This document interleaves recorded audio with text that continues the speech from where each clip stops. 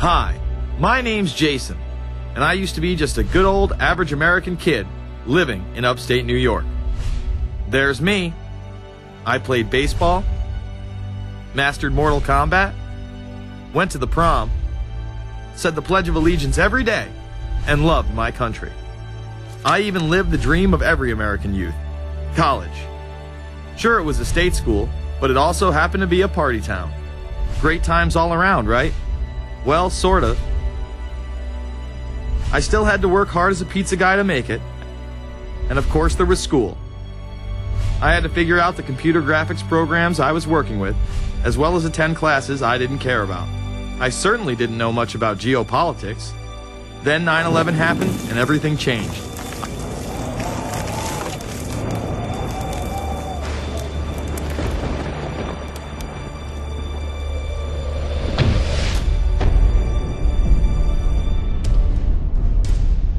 I was pissed.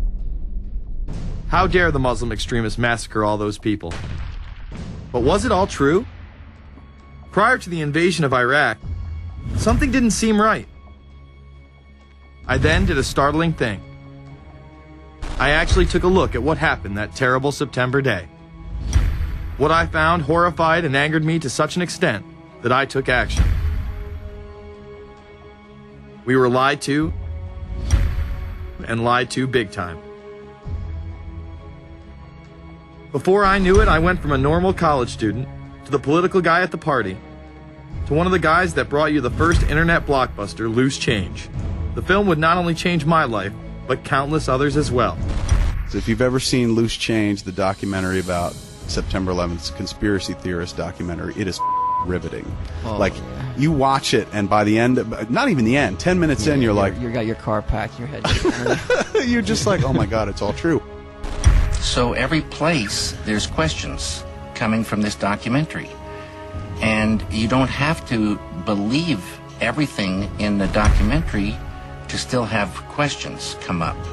And you look back and you remember what you saw and what you were told, and now you have questions. We got the boogeyman out there. Wow. See, for many years it was communism, then it was the war on drugs, now it's the war on terror. All through our life we've had to have a boogeyman. Loose Change took the truth about 9/11 into the mainstream with over 100 million views and allowed me to travel the country and even take on some of my detractors. The answer is no, they cannot. Jason, I think it's telling that every time you disagree with something, you call the people a liar. I'm not calling anybody a liar, sir. I'm calling you a liar because you are a liar. But if we were lied to about 9/11, then who was really behind it? A lot of people on the web were pointing towards the New World Order, but that was impossible. I mean, the Hulkster couldn't be involved, could he?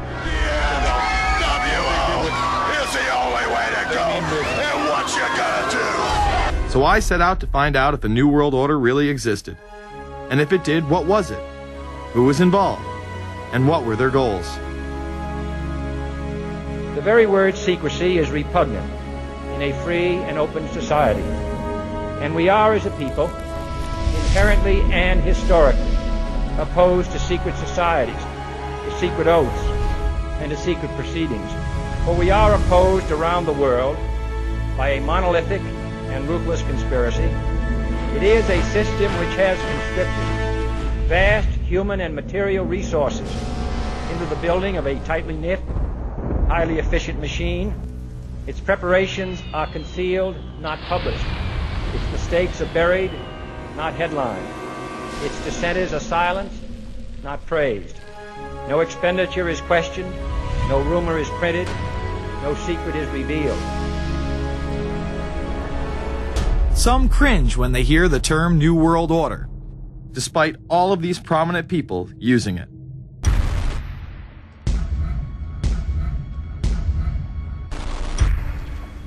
The world that maybe some people dreamt of at that conference back in Bournemouth, when it looked as if maybe history would end, that liberal democracy would triumph, that free market economics would slowly progress, and we'd have a new world order.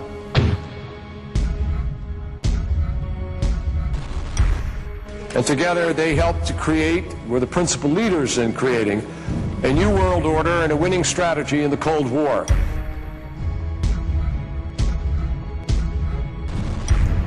We are part of a new world order. And as the recently departed Admiral William J. Crowe once said, it's long on new and it's short on order.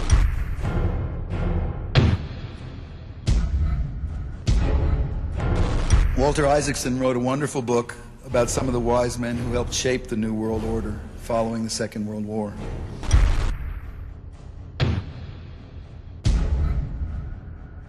As we devise a way forward in Iraq, I urge the international community to embrace its responsibility for creating that new world order, a new world order based upon collective action.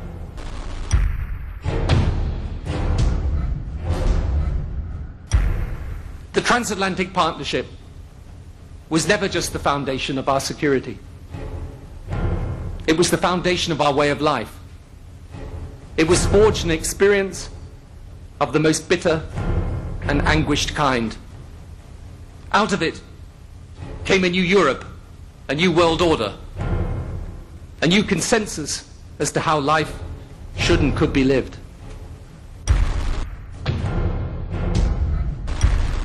And just like that, it was gone. It was a new world order. That's what President George H. Bush said. Harvard historian Francis Fukuyama pronounced the end of history.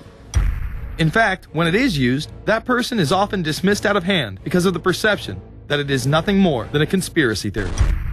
Actually, the idea of global governance and a one world order has been around for centuries, and the term New World Order has been used frequently in recent history. The New World Order means different things to different people, but to those who expect to be in control of it, it means the same thing. It means all the world under their control. They believe that somebody must rule. After all, people are too darn dumb to know how to rule themselves. They figured that that's their role. The first in-depth publication of note was Samuel Zane Batten's work, The New World Order, which was published in 1919. Under the cloak of Christianity, this order speaks of a new world rising and advocates social control over all people and all resources. It promotes a world federation with a world parliament, an international court, and a global police force. Some of its goals are as follows. Community. The danger and loss in crime and degeneracy. The determination to make community life safe, sanitary, wholesome, and moral. Industrial.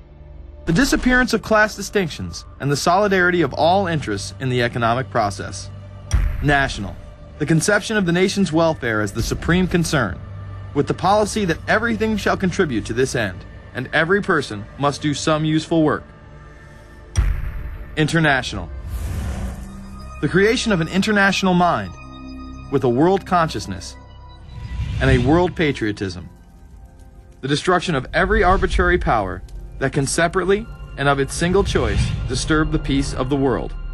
World government is good, right? It put an end to war. Well, it could put an end to war because you just only have one dictator. I think Adolf Hitler had that in mind. He wanted a world government too, with himself as the master leader. Many have regarded Hitler as the apex of evil, a true heart of darkness. But how many people know that Hitler had his own vision of a new world order? Hitler had been promoted by the establishment. He graced the cover of Time magazine many times and was their Man of the Year twice.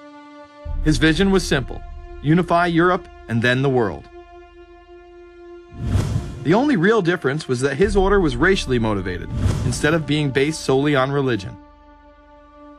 He even wrote a lesser-known follow-up to Mein Kampf in 1928 that many have dubbed My Order, or New World Order. President Roosevelt would condemn this order prior to World War II.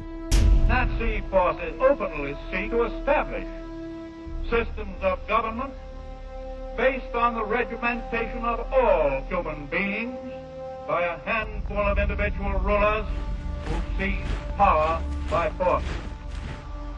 Yes, these men and their hypnotized followers call this a new order.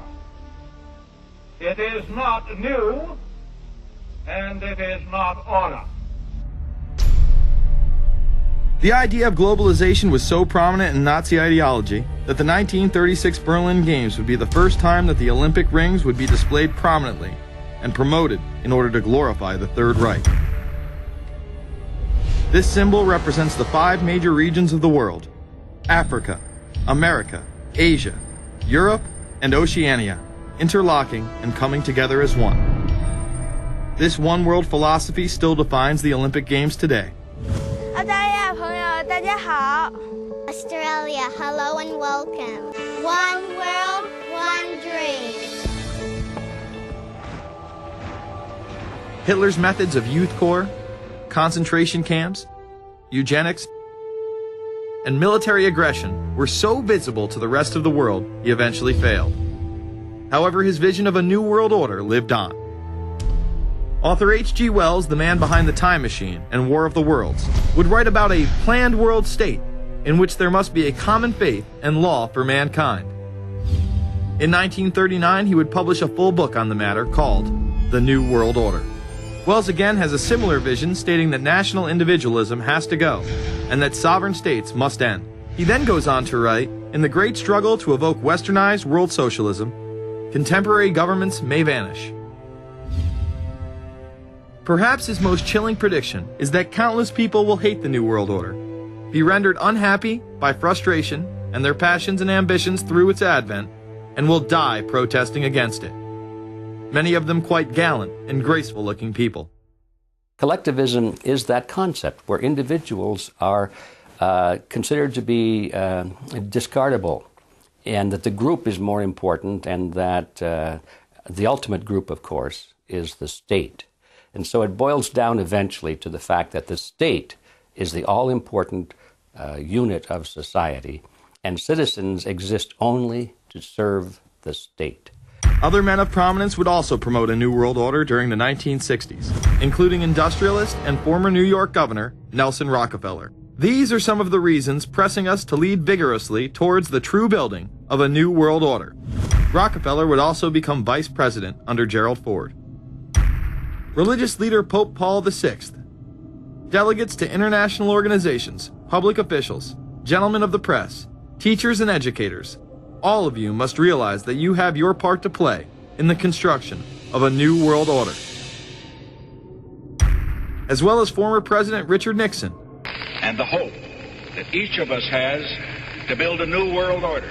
However, Nixon was largely a mouthpiece for his most dominant advisor, Secretary of State Henry Kissinger. Kissinger may be the most vocal proponent for a new world order of his era. He has called for it time and time again, in policy papers, meetings, and interviews. Time magazine recognized both Nixon and Kissinger as Men of the Year after announcing their New World Order in China. However, they were working on it long before. In these once classified documents, they both discussed the new order with the president of Indonesia. Mainstream media was even critical of Kissinger's vision in the early 70s. In ragged, spasmodic fashion, a new world order is coming into being, but it looks less and less like the world order that Mr. Kissinger had constructed in his own mind. Kissinger's New World Order would fall under the radar for some time.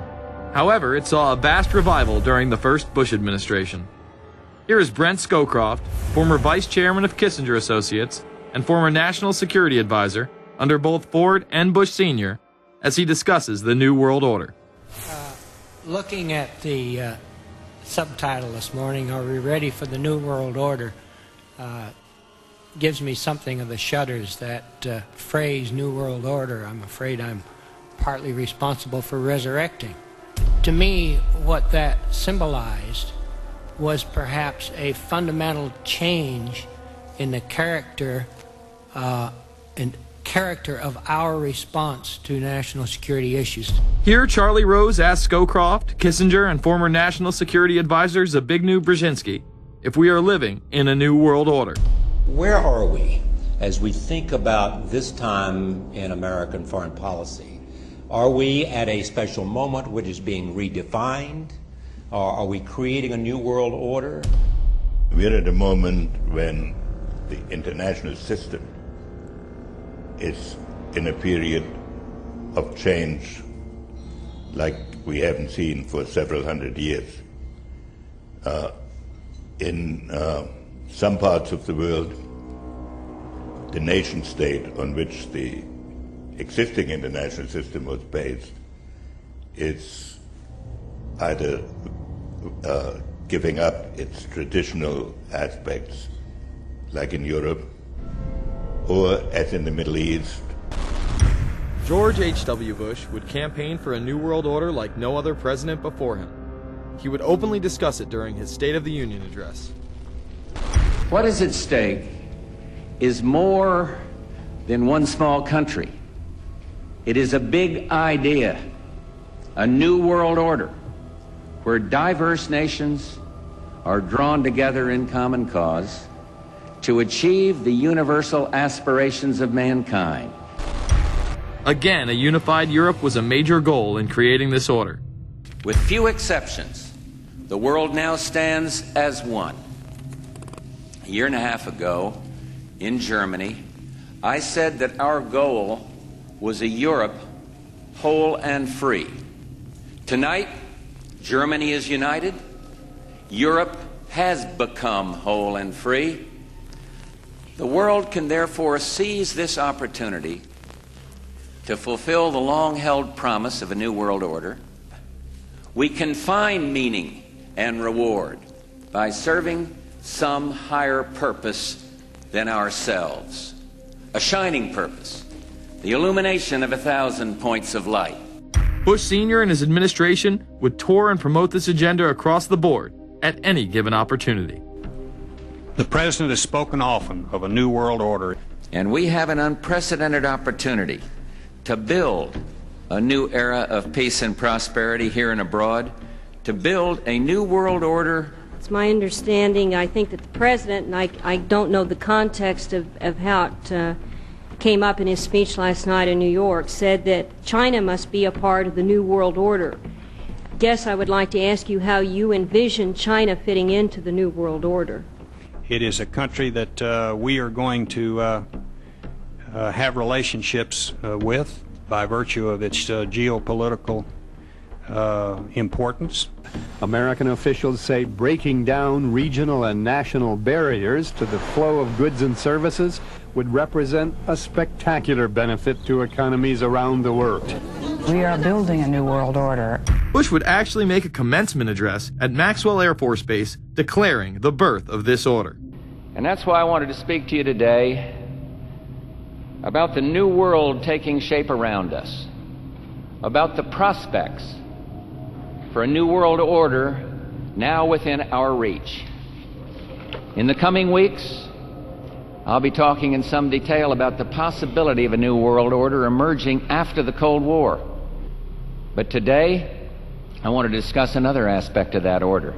You see, as the Cold War drew to an end, we saw the possibilities of a new order in which nations work together. It refers to new ways of working with other nations to deter aggression and to achieve stability. As old threats recede, new threats emerge. The quest for the new world order is in part a challenge to keep the dangers of disorder at bay. We must build on the successes of Desert Storm to give new shape and momentum to this new world order. Only when this transformation is complete will we be able to take full measure of the opportunities presented by this new and evolving world order. The new world order really is a tool for addressing a new world of possibilities. This order gains its mission and shape not just from shared interests, but from shared ideals. After the Gulf War had ended, Bush was so obsessed with the idea of a new world order that he had a series of Glocks imprinted with the term that he would give to members of his administration, including Colin Powell, Brent Scowcroft, Dick Cheney, and General Norman Schwarzkopf. Cheney would even approve policy papers regarding the New World Order.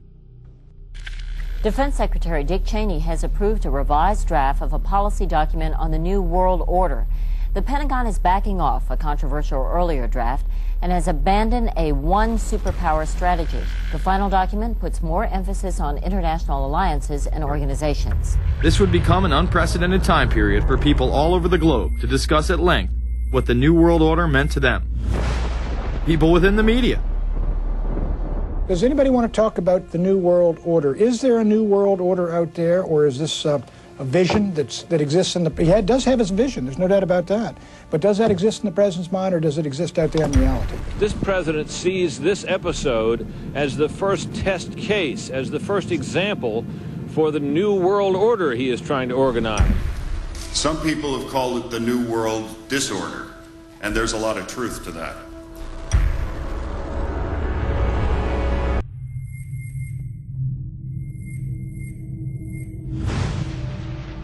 University and institutional chairs.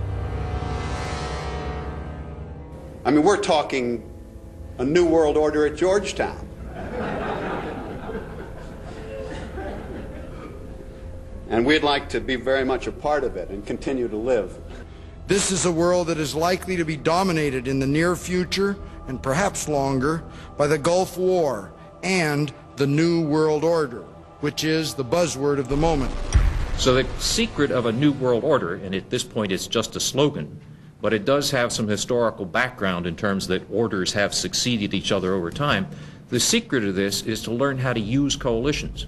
We are effective in the United Nations. People within government. George Bush has invoked a New World Order without enunciating a new American purpose. The president has still failed to articulate clear goals for our nation's foreign policy in this new age. I find the term New World Order very revolting, and just not only historically but politically today. I think Harding is absolutely right, and the actions of the administration just after enunciation of the New World Order put the lie to the fact there is any real substance behind what they say as New World Order. The first act of the New World Order was A, to make war, and then B, was to sell arms all over again. Is there a New World Order?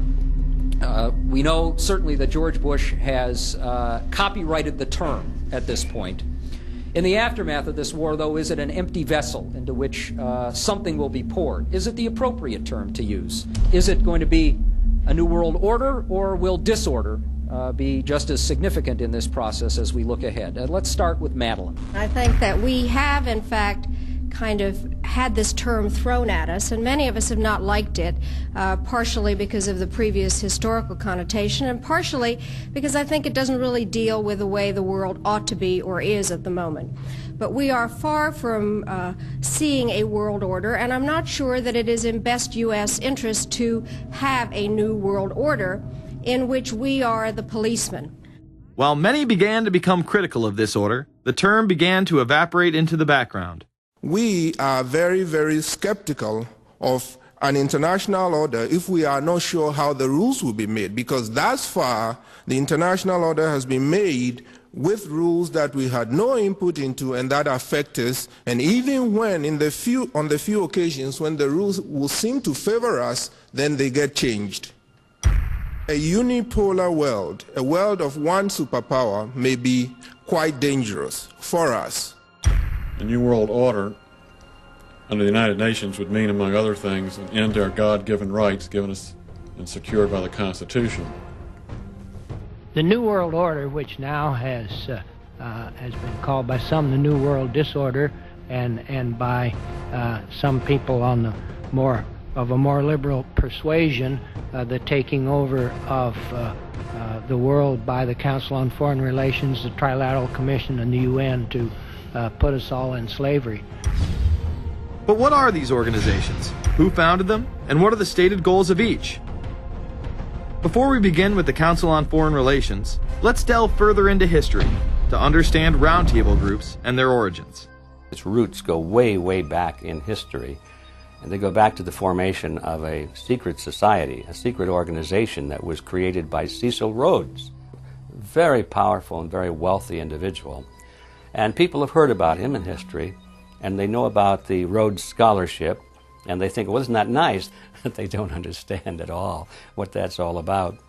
Cecil Rhodes, when he died, left his great fortune not to his family, not to his heirs, but for the creation of a secret society. And we know about this because there were some people very intimately involved with this organization who wrote about it. One of the best authors on this topic is Professor Carroll Quigley. He wrote several books, and Tragedy and Hope is the best known of his. He described in detail the secret organization created by Cecil Rhodes, and he explains in these books he knows about them because he was invited by the organization into its inner circle. He was never a member of it, but he was invited in as their historian, and he was allowed to see their secret records and papers and study them for several years. And he knew all the important players, and he understood what it was about, and so he wrote these books. It's an amazing thing because he laid out in great detail what the purpose of the organization was and how they were the major players in all of the big international events since and including World War I. The bottom line is that you take the roots of that organization and you find out that they created in all of the British dependencies what they call roundtable groups. And then around those little roundtable groups, they created front groups. And the purpose of these front groups and roundtable groups was to penetrate into the governments of all of these different countries, to penetrate into the media centers, to penetrate into the educational systems. In other words, to penetrate into the social fabric, the power centers of society, and literally take them over from the inside without anybody being aware that they were controlling influence. After World War I, the International League of Nations arose as a precursor to the United Nations in 1919, under what seemed to be the vision of President Woodrow Wilson and his 14 points. The League of Nations was the first attempt at the New World Order, the first attempt at a global government based on the model of collectivism. And it was the brainchild of the elitists, the ancestors of the very people who are still working on this project. They're collectivists, the very wealthy people. They're the ones in this country who dominated the powerful tax-exempt foundations, like the Carnegie Endowment Fund for International Peace, the Rockefeller Funds, the Ford Foundation, and groups like that. These people were on record, even way back then, that they had to have a new world government, and they dreamed of that being embodied in the League of Nations. And they were solidly behind it. And that was one of the reasons those people encouraged the United States into World War I, was because of the crisis of World War I, and that would also condition Americans to thinking of making big changes in their system, because we certainly don't want another war like that, do we? There's that fear angle again. And they thought, well, by being in World War I, then we would be a major participant at the table to carve up the world and create a new world government. And that was to be the League of Nations. Well, what happened to it is that the American people didn't really go for it. Wilson was aware of the elite and their control over society. In his book, The New Freedom, published in 1913, he discussed such a group. Since I entered politics, I have chiefly had men's views confided to me privately. Some of the biggest men in the United States, in the field of commerce and manufacture, are afraid of something. They know that there is a power somewhere so organized, so subtle, so watchful, so interlocked, so complete, so pervasive, that they better not speak above their breath when they speak in condemnation of it. Ultimately, this insight did not spare him from becoming yet another puppet of the global elite. You're watching Invisible Empire, a new world order defined. I'm Alex Jones, the producer of this film. I have produced 5 of the top 10 films in internet history, whether it's Loose Change Final Cut, Endgame, The Obama Deception, or Fall of the Republic. Yes, we've made informative, well-documented films, but the real credit for the success of these documentaries lies with you, the viewers. My friends, Invisible Empire is so important for people that need a crash course in the history of the ruling class and what this establishment is setting up. Please support the filmmakers so we can make future documentaries. Visit Infowars.com. Purchase the high-quality hard case DVD that has over 30 minutes of expanded extras. Make copies of that because it's the best quality available. Give it to everyone you know. Have public showings, whether it's the library, a local theater, or your home. Get it out to everyone you know. Get a PrisonPlanet.tv membership. Download all my films in high quality. Burn them to disk and give them to everyone in your community. If we expose the globalist, there's no way they can carry out their hellish plan. The destiny of this film is in your hands. You've made our previous films incredible successes. I'm counting on you now. So again, Infowars.com to get the DVD or call toll free 888-253-3139 or see them all in incredible high quality at prisonplanet.tv. The ball is in your court. PrisonPlanet.tv is a better tool than ever in the info war. Over 6 years of my radio and TV shows, all my films in super high quality, my book, Paul Watson's book, all there, 15 cents a day. Your support of PrisonPlanet.tv empowers the resistance to unlock minds worldwide. In all of the British dependencies, these organizations, the front groups, were called the Royal Institute for International Affairs. In the United States, they chose a different name. They chose the Council on Foreign Relations, but it held exactly the same relationship to this inner society of Cecil Rhodes. Among the charter members were W. Averell Harriman of Union Banking, then President of the United States Woodrow Wilson's main advisor, Colonel Edward Mendell House, John D. Rockefeller, the founder of Standard Oil, banking mogul J.P. Morgan, and prominent bankster Paul Warburg. Well, the Council on Foreign Relations exists today. It's probably the most powerful single organization in America. Many observers, including myself, believe that it is the hidden government of the United States. These people are not elected to office, and most Americans don't even know who they are.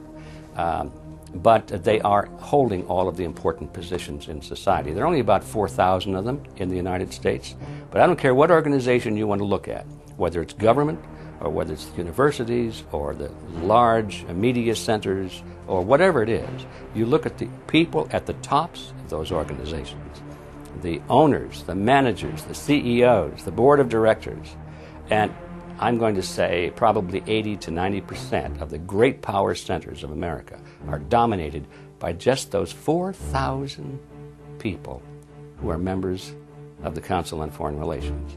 Throughout its history, it would contain extremely influential and powerful individuals in finance, business, media, and politics. Former presidents of the United States include Richard Nixon, Gerald Ford, Jimmy Carter, and William Jefferson Clinton. Currently, Barack Obama claims not to be a member, but has spoken in front of the Council and has had his writings published in the Council's magazine, Foreign Affairs. It's been reported that you and your wife are in the globalist CFR, which is a Council on Foreign Relations. I'd like to know if that is true. Well, first of all, I'm not... the Council on Foreign Relations, I don't know if I'm a official member. I've spoken there before. It basically is just a forum where a bunch of people talk about foreign policy. And so there's nothing... there's no official membership. I don't have a card or, a special handshake or anything like that. Now, why is that important? It's important because the avowed purpose of the Council on Foreign Relations is to create a new world order, a global government based on the model of collectivism. And that includes the elimination of the United States as a sovereign nation. That's why it's important. The people running this country are determined to destroy it.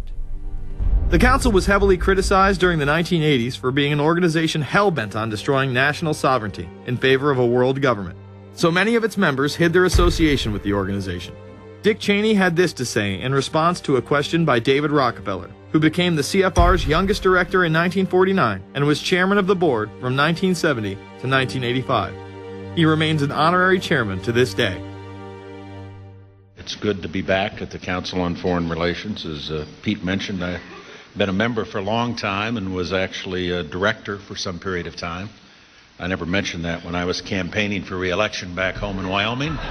Now, you are the president of the Council on Foreign Relations, all right? Yes, sir. You guys toy with countries of the world like toys, don't you? You're like the Illuminati, you're the Masons, you control everything, don't you? That's the rap on you guys. What's so interesting now, though, is who's on the chessboard. It's the toys, if you will, are a lot more than states. Notice that Mr. Haas does not deny that the CFR has massive control over the geopolitical arena, and instead tries to focus on the separate entities outside of nation-states. Current Secretary of State Hillary Clinton also reveals the importance of the CFR here. But it's good to have an outpost of the council right here down the street from the State Department. We get a lot of advice from the council, so this will mean I won't have as far to go to be told what we should be doing and how we should think about the future. You have these private groups that are run and created by the elite, by the ultra-rich, wealthy families that have been manipulating global markets from behind the scenes for generations. They create these private groups that then feed information to the government, to senators, to congressmen, their recommendations, their policy papers, what they think should happen. And it's fascinating because if you actually read what it is that they're doing, the recommendations that they make, they're very able to get them put in place. Discussions that are going on in these private groups are really talks that should be going on in Senate committees and in the halls of Congress, but they're happening with these ultra-elite groups that are then pushing their propaganda into the political mainstream, and then it's becoming enacted, it's becoming put into law. Still not convinced the CFR is promoting a new world order? Listen to what Leslie Gelb had to say upon leaving the New York Times to chair the organization as its president in 1993. I loved it. Doing a column is a great job. I'm going to an equally great but different job, and in a way a job that caps everything I've been doing in my life, in government, in academia, and in journalism. I think that's what the Council on Foreign Relations will allow me to do. Well, you know, for example, you had me and 3 or 4 other folks on this show a few months ago to talk about the New World Order, right? Exactly. Right? Bob I talk Hormats about and it, exactly. Right. I talk about it all the time. New World Order wants a global system where one small central authority of individuals can then dictate a policy that's going to be distributed down to the rest of the world, everywhere, in the smallest little town in the middle of nowhere in some remote country. I now think it's safe to say that the Council is extremely influential on the world stage and openly promote global governance. The Council and the globalists were able to take this agenda to the next level following World War II. The United Nations was born out of the ashes of this conflict. Unlike the League of Nations, the United States not only joined this organization, they championed it. First book I wrote was The Fearful Master, a second look at the United Nations. It was written at a time when it was not popular to be critical of the UN. I mean, the United Nations was viewed by almost everybody as our last best hope for peace. It was a means, we were told, to bring humanity together and put an end to war and live in peace and harmony and promote trade and all of these good things. I wish it were any of those things, but it's not. The original charter for the United Nations was drafted in San Francisco in 1945, and the United States became a permanent member of the Security Council, along with France, the United Kingdom, the Soviet Union, and the Republic of China.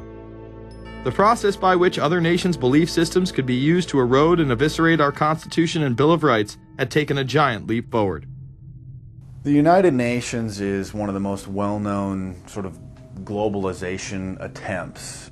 Its primary goal is to streamline all the governments of the world, to create a global council and to unify all the rules and all the regulations for the world. So it's essentially the precursor and an engine of this new world order. The United Nations is made up of all of the countries of the world, most of which are dictatorships of one kind or another.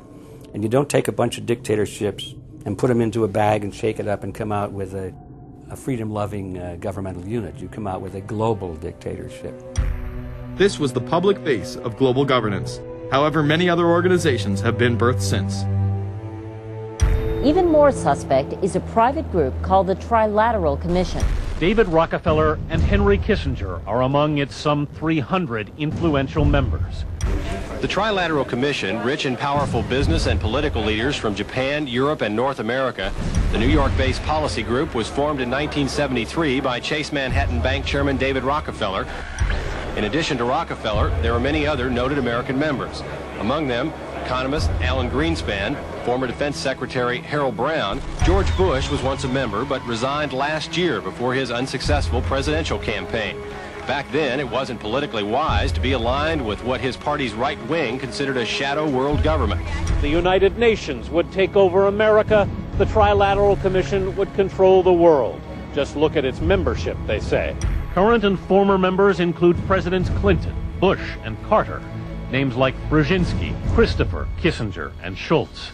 And top executives of ITT, Xerox, Exxon, and Nations Bank. Although this group with only 300 members seems to be at the apex of the power structure, there is yet another group formed in 1954 that is even smaller in number and has a greater influence on world events. Meet the Bilderberg Group. This elite group meet annually around the globe. There is a core group of members who have attended every year for decades, such as David Rockefeller, Henry Kissinger, and Queen Beatrix of the Netherlands. These members invite others who are politically and socially relevant at the time. Each year, around 140 people are in attendance. Real quick, I asked you this question. In June of 2004, you attended a meeting in Italy called the Bilderberg Group. I just want to know what you were doing out there, what that was all about. If she lied to me and told me she didn't go, I figured you might tell me the truth. All I did was go. They had a Republican and a Democrat. I gave like a 20-minute talk on the presidential election. Did it have anything to do with being John Kerry's running mate? Did you talk about that at all? No, because I wasn't his running mate. Okay.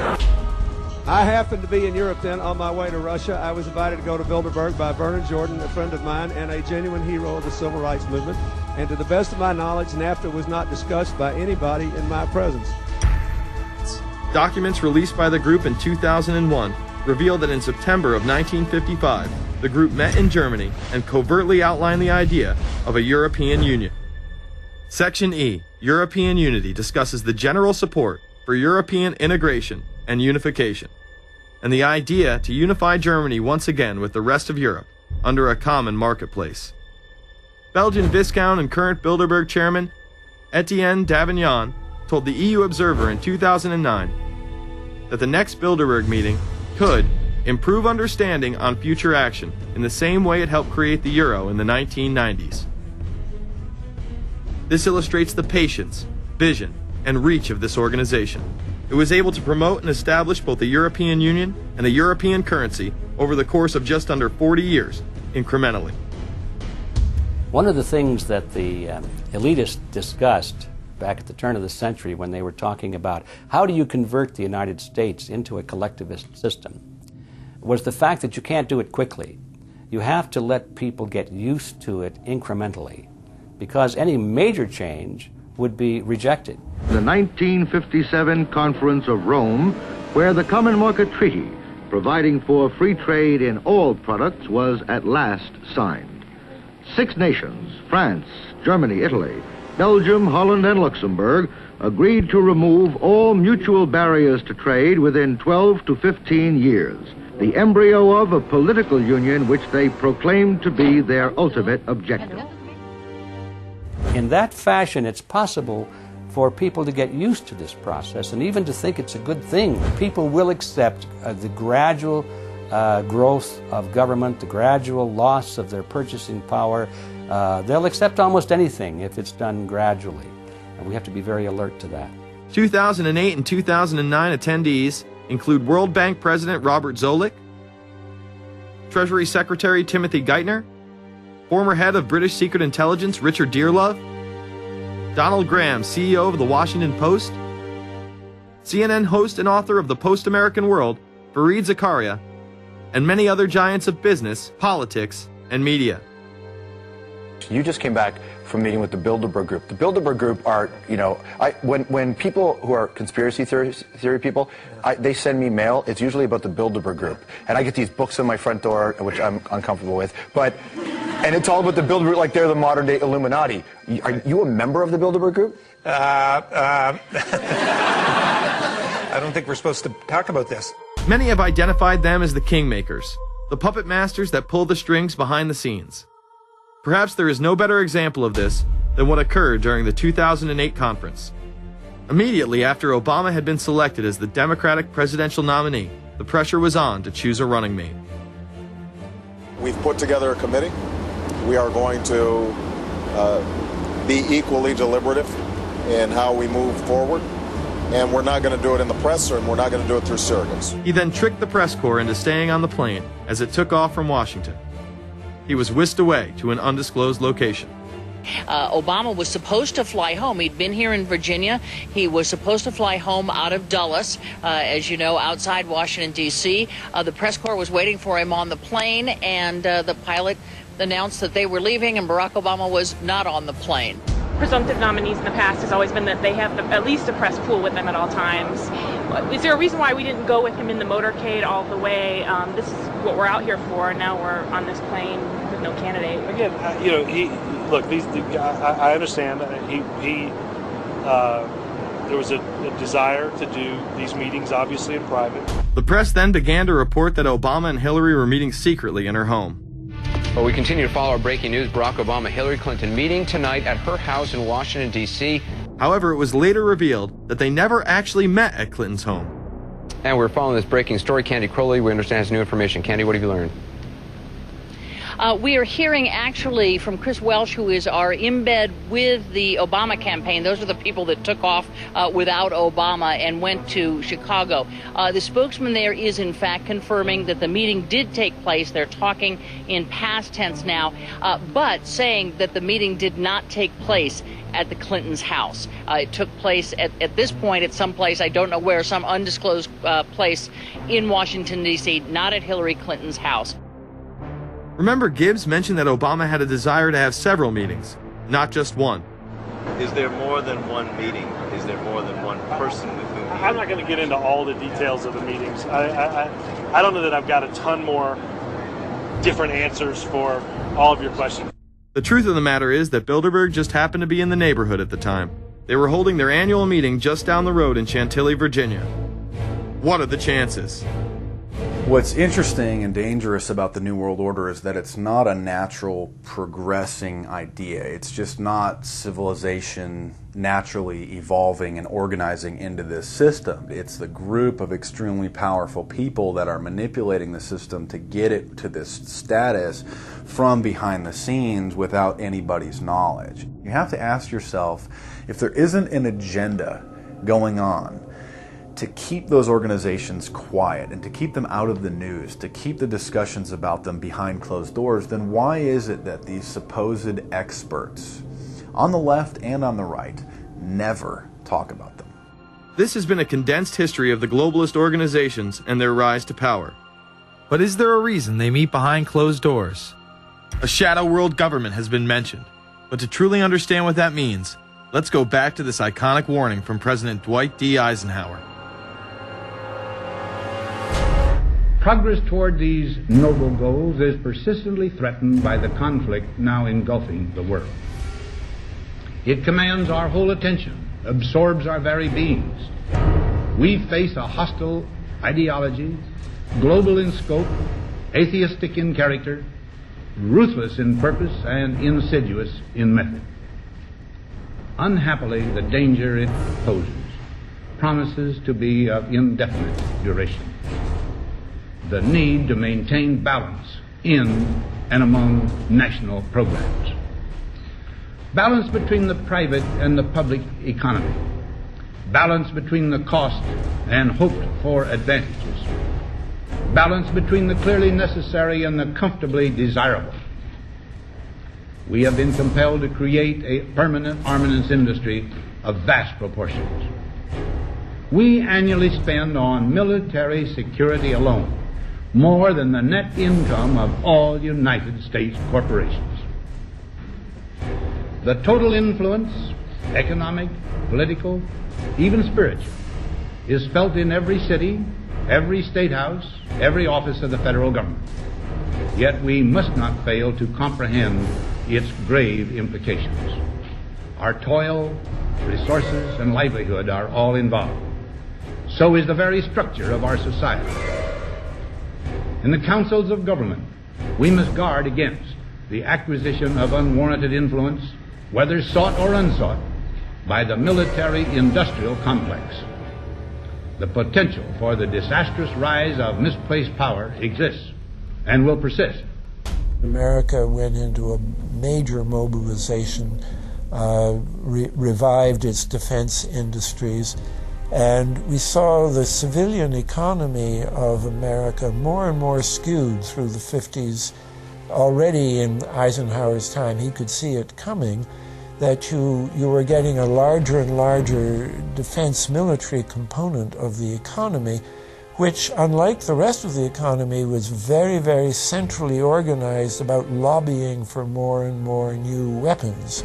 It was the political skills of this military-industrial complex, which I think Eisenhower was really warning us about, and rightly. There is a military-industrial complex. Today we see a situation where the civilian economy is really in tatters, and most of our civilian production has gone overseas to third world countries. What do we export? Our biggest export practically is garbage, but apart from garbage, we export military equipment. We have a special act which subsidizes, makes it possible for countries abroad to buy our armaments because it's too expensive to produce them for one country only. So we have become a very efficient military-industrial complex, but the civilian economy is only a ghost of what it used to be, and this has terrible consequences for democracy because it means that the power of this lobby is now sort of dominating what goes on in Washington. Through multinational corporations, global intelligence networks, out-of-control banksters, all under the veil of national security and black operations, the global elite have consolidated power on a massive scale over the last several decades. You see, global corporations not only fund and develop large technological and military projects here and abroad, they also own the consumer industry and production, as well as all of the important media. By owning the vast majority of what we hear and see on a daily basis, we have been manipulated on a mass scale as to regards to what we believe and desire, both socially and politically. Edward Bernays, the nephew of world-famous psychoanalyst Sigmund Freud, would study group dynamics and become the father of public relations. He authored the book Propaganda in 1928. In it, he described how to intelligently and consciously manipulate the habits and opinions of the masses within a democratic society. He went on to state that those who harness this unseen mechanism of society constitute an invisible government and are the true ruling power. It is they who pull the wires which control the public mind, who harness old social forces and contrive new ways to bind and guide the world. The average American is distracted, mindless, worried about minuscule things, celebrities, as if it was their own family members. And this is by design, because the powers that be, who own the media, know how our brains work. They know scientifically how the human mind functions. They know about sociology, and they are using the media, and have used the media for decades now, to entertain people with issues that don't really matter. When you have the big news networks covering celebrity issues as if it's the most important thing, it becomes the most important thing. And this is not by accident. This is to keep us out of the way. Because if you're worried about the latest celebrity death, or the latest celebrity couple, or the celebrity breakup, or your sports team having a shot at the Super Bowl or the World Series, there's so much information about those issues that can be discussed that will mesmerize people, and they won't know or care about the real issues that are out there. Well, I think this is just one more piece of evidence of the degree to which the media, supposedly the watchdogs, has become the gatekeeper of the system. Mainstream media are, first of all, nearly all of them corporations, nearly all of them now publicly held, part of the whole Wall Street financial system that they're supposed to report about objectively, but they can't. They right now, in October of 2009, they are celebrating the recovery of the biggest banks in New York and saying that the recession is over. Of course, there are a few problems, like foreclosures are going on, unemployment is rising. All of this is affecting the American people, but it's not affecting the financial elite who also control the media. Bernays successfully identified the invisible empire, which controlled the minds of men. So as the populace is mesmerized and hypnotized by powerful behind-the-scenes forces, as they are distracted by the latest celebrity scandal, the newest cell phone, and their favorite sports team, this network disguises itself, remaining in the shadows. Despite the elite utilizing Bernays' methods, in conjunction with the military-industrial complex they had erected, a modern arm of this organization was exposed in what came to be known as the Iran-Contra scandal. Essentially, black operations were not only caught dealing arms illegally and supporting South American dictators, but also smuggling drugs into the United States. Iran-Contra was really the merging of two different programs. The first one was support for the Contras, who were, let's face it, a force of terrorists in Nicaragua trying to overthrow the Sandinista government. They were being secretly supported by the CIA, and at the bottom of the whole thing was drugs. Iran-Contra was openly exposed by massive network coverage. How was it that in 3 years, a network Washington set up to run arms to the Contras wound up running cocaine into this country for the most vicious drug cartel in the world? At the same time, we were supposed to be fighting a war against drugs. But by the same token, I also smuggle my share of weapons in exchange for those illegal substances, with the full knowledge and assistance of both the DEA and CIA. Betzner says that in 1983 he flew weapons from Florida to El Salvador and drugs from Colombia to the Bahamas on the way back. In 1984, he says, he flew twice from Florida to Costa Rica and back. We could bring back our own cargo, and they would arrange it, or we could bring back their cargo without ever having to worry about interception, arrest, anything like this, that everything was taken care of. What kind of cargo were you talking about? Drugs. Tolliver says he had 2 meetings with this man, CIA veteran Rafael Quintero. Then in March of 1986, he says he flew 14 tons of weapons down to Honduras, to this Contra resupply base set up by the CIA. We take off from Tegucigalpa, Honduras, and we leave. To? South Florida. Where in South Florida? We landed at Homestead. Homestead? Air Force Base. This is the plane Tolliver says he used. The plane traces to a company that had a State Department contract to fly humanitarian supplies to the Contras. In addition to that, 36 sources confirm the basic scheme. We can now report that long before that operation began, there was another operation to provide guns for the Contras, which was also against the law. In this operation, Americans and Israelis provided arms to the Contras, and then the same network smuggled drugs into the United States. The operation was launched in spring of 1983 at Washington's request, with at least $20 million of Israeli government money later reimbursed, we're told, from U.S. Covert Operations Fund. For about 5 years, people were flying arms into Iran, and most of them came from Israel. The Israelis purchased the weapons from Poland and Czechoslovakia and began shipping them secretly from Yugoslavia to Bolivia, and then to Panama. The Israeli liaison man there, this man, Michael Harari, until recently a close aide to Panama's strongman, General Manuel Noriega. You'd bring the ship into Colombia, you would load drugs aboard it, and you would bring those drugs back to Panama with you. But bringing that stuff into the United States, that was something else. I've never been so thoroughly disgusted with myself in my life. This network would also be involved in the October surprise. We really can't understand that unless we understand the so-called October surprise in the 1980 election, which is, I think, unquestionably Republicans, including William Casey, who later became Reagan's head of the CIA, negotiated with the Iranians for them not to release the hostages which were being held in Iran to Carter, but to wait until the Carter was defeated and the Republicans were in.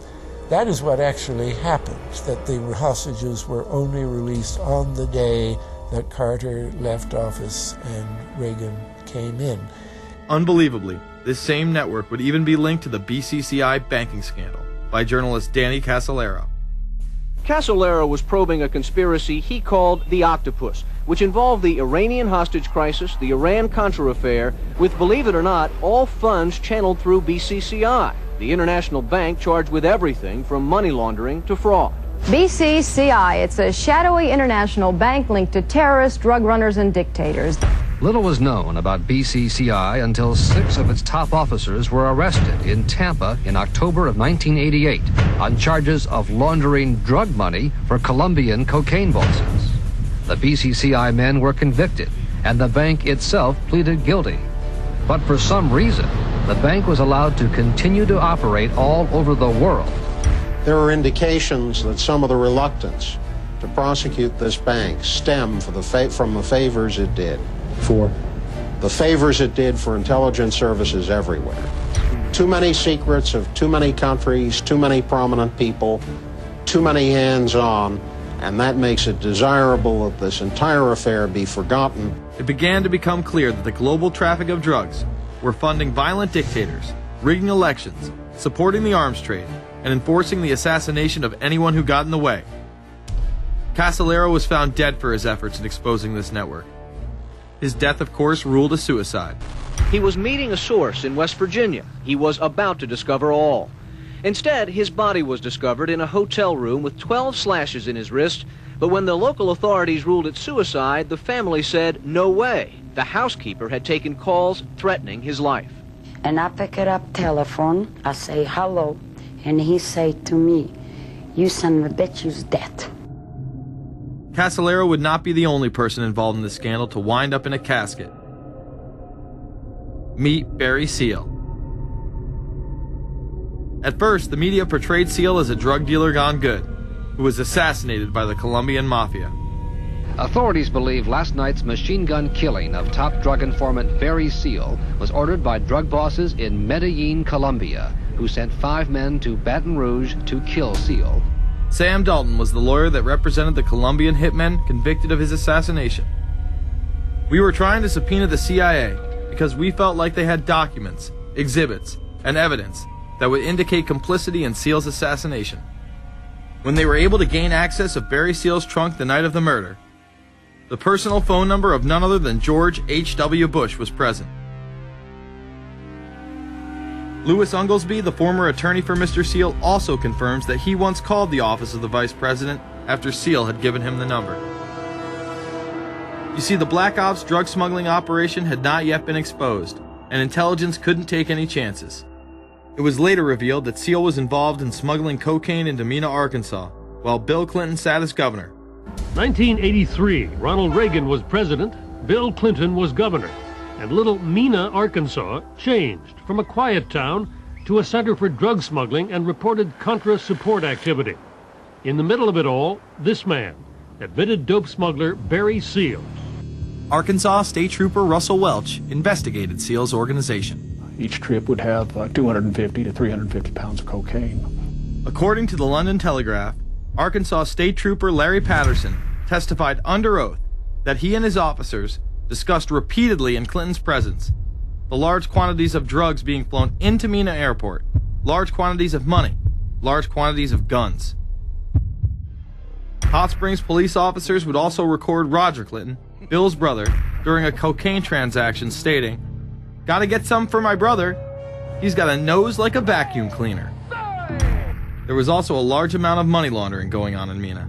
Former IRS agent William Duncan traced some of Seal's drug profits laundered through Mena banks. We had direct testimony from people who were involved in the money laundering operation.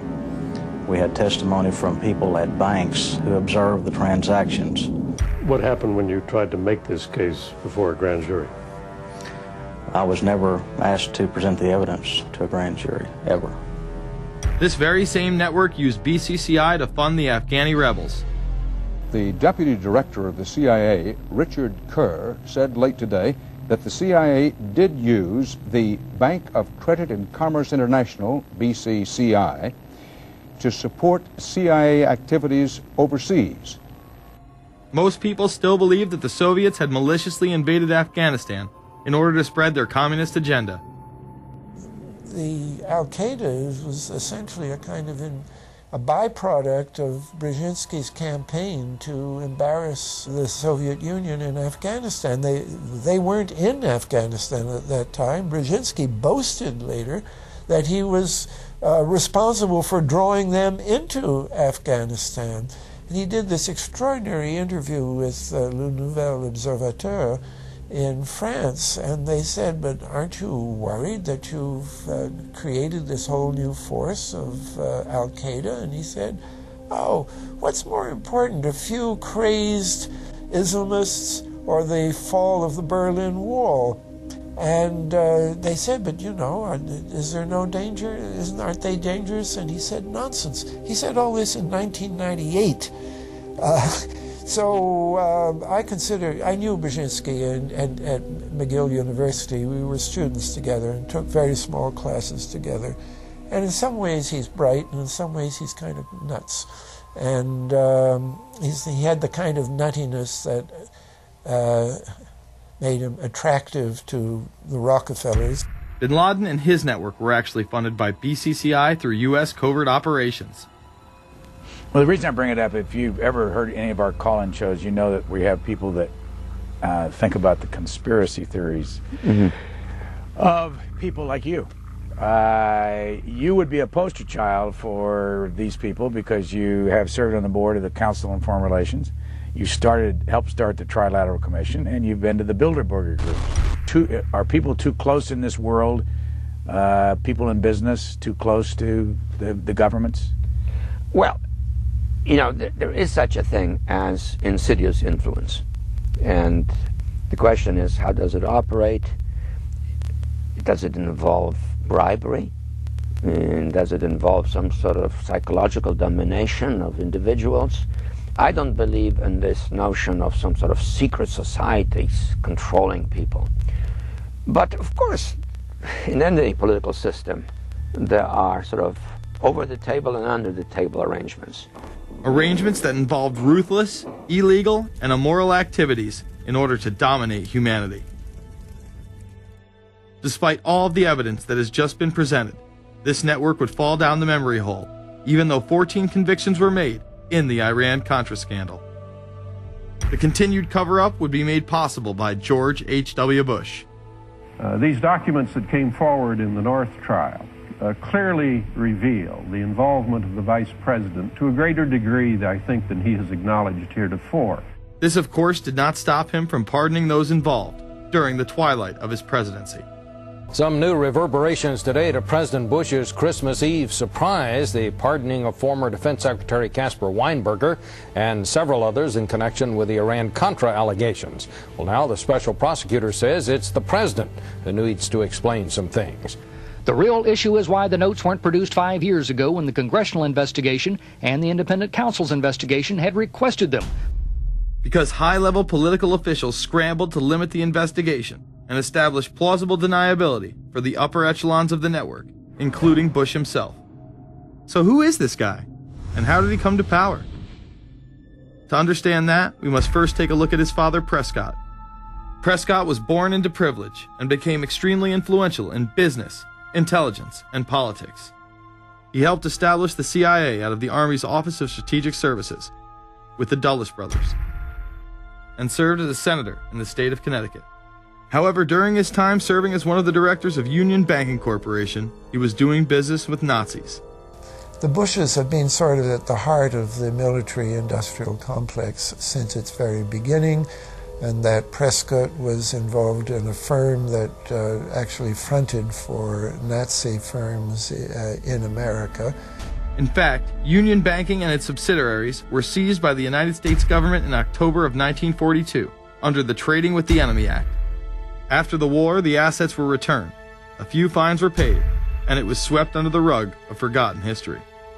These Nazi ties should not be all that shocking, seeing as it has been declassified that the Office of Strategic Services recruited Nazis into its ranks through Project Paperclip in August of 1945. George Bush seemed to follow in his father's footsteps, using Prescott's business connections to move to Texas and get into the oil industry. He would first attain political office as a Texas congressman in 1966, but then lose his bid as a Texas senator in 1970. It was at this time that Nixon appointed Bush as an ambassador to the United Nations. According to official accounts, Bush then began work with the CIA as its director in 1976. Evidence suggests that Mr. Bush and the CIA actually had a much longer-standing relationship. There are indications that he had relations to the CIA before. There's a very strange memo, and the name's George Bush. And when this was published, there was a lot of fuzzing of the issues, but given George H.W. Bush's strong connections with the Cuban community, I think there is a good chance that it was the George Bush we know, so that he did have a CIA connection. Bush left the CIA just under a year after his appointment. He is credited with restoring the agency's morale, as its image was being shattered by the Church Committee's revelations of the CIA's unauthorized activities involving assassinations and corruption. In reality, Bush was responsible for denying the Church Committee many of the documents it requested, and making it impossible for them to do a thorough investigation. After his time as CIA director, he devoted himself to becoming the next president of the United States. Many people within his own party did not like his globalist ties. Along the campaign trail, Bush continually had to explain his association with the group. You know J.R. Ewing in the show Dallas? J.R. is a member of the Trilateral Commission, I think. It's got to be because it's so bad. Let me tell you something. I used to be a member of it. I resigned, as I did from every business thing I was in, to concentrate on one thing, running for President of the United States. Ronald Reagan initially had no interest in having Bush as his running mate. Even then presidential candidate Ronald Reagan had questions. I would suggest that maybe Mr. Bush would clear the air if he'd tell us why he resigned. Reagan's backers then forced him to choose their intelligence frontman, George H.W. Bush, as his vice president. But in spite of last year's campaign rhetoric, all seems to be back to normal between George Bush and his old colleagues, and President Reagan, who is relying on many of these powerful business leaders to make his economic package work, will host commission representatives at the White House Monday. After Reagan's election, there was an attempt on his life, just 69 days into office. Astoundingly, Bush would again be connected. So just who is John Hinckley, Jr.? When he left this neighborhood 8 years ago, he was, by all accounts, well-liked and seemingly normal. This donut shop near the motel was visited by Hinckley, who reportedly waited for a phone call here each day, even though he had a phone in his motel room. The nature of the calls is not known. A touch of irony. The young man walking with the elder Hinckley is 30-year-old Scott Hinckley, John Jr.'s brother. He and Vice President Bush's son, Neil, are friends. They had planned to have dinner together in Denver tonight. The plans have been canceled. We were told Hinckley was a madman acting alone. If that was the case, why was he making phone calls from a payphone down the road instead of his hotel room? Why was the would-be assassin's brother a family friend of the man who stood to gain the presidency? While Reagan led the nation in the public eye, Bush exploited his power through the largely unknown Continuity of Government Directive. In the United States federal government, there is a super-secret agency which controls this shadow government. The National Program Office allowed Bush and his network to attain executive emergency powers. Ronald Reagan authorized the National Program Office when he signed a top-secret directive in 1982. Oliver North was one of the key officers responsible for the program's startup. Under the NPO's direction, 4 agencies were charged with execution of the Doomsday Plan: the CIA, the Departments of State and Defense, and the Federal Emergency Management Agency. An effort was being made to consolidate continuity of government programs across several major departments of the government under one office. After 8 years of secret wars, covertly sponsored revolution and assassination had advanced globalist interests and allowed Bush to achieve his lifelong dream by becoming the 43rd President of the United States. The fall of the Soviet Union left the United States as the sole superpower in the world. The Wolfowitz Doctrine stated, "We must maintain the mechanism for deterring potential competitors from even aspiring to a larger regional or global role." The New World Order was on display with the first Gulf War and the creation of a European Union. After losing to his crony Bill Clinton, he faded into the background as the agenda for a New World Order marched forward. After 1989, President Bush said, and it's a phrase that I often use myself, that we needed a New World Order. We have just exposed many of the globalist operations, including drug dealing, funding terror, dealing arms, and taking over the United States government by stealth. Whenever these agendas were threatened, those who opposed them ended up dead.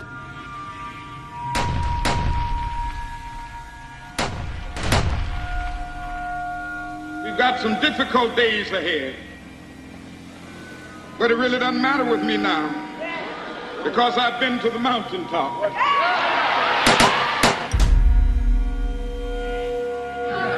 My thanks to all of you, and now it's on to Chicago, and let's win there. Thank you very much.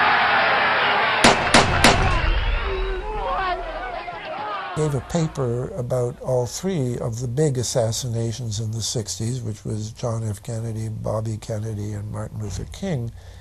And there are certain common denominators. I call these events deep events.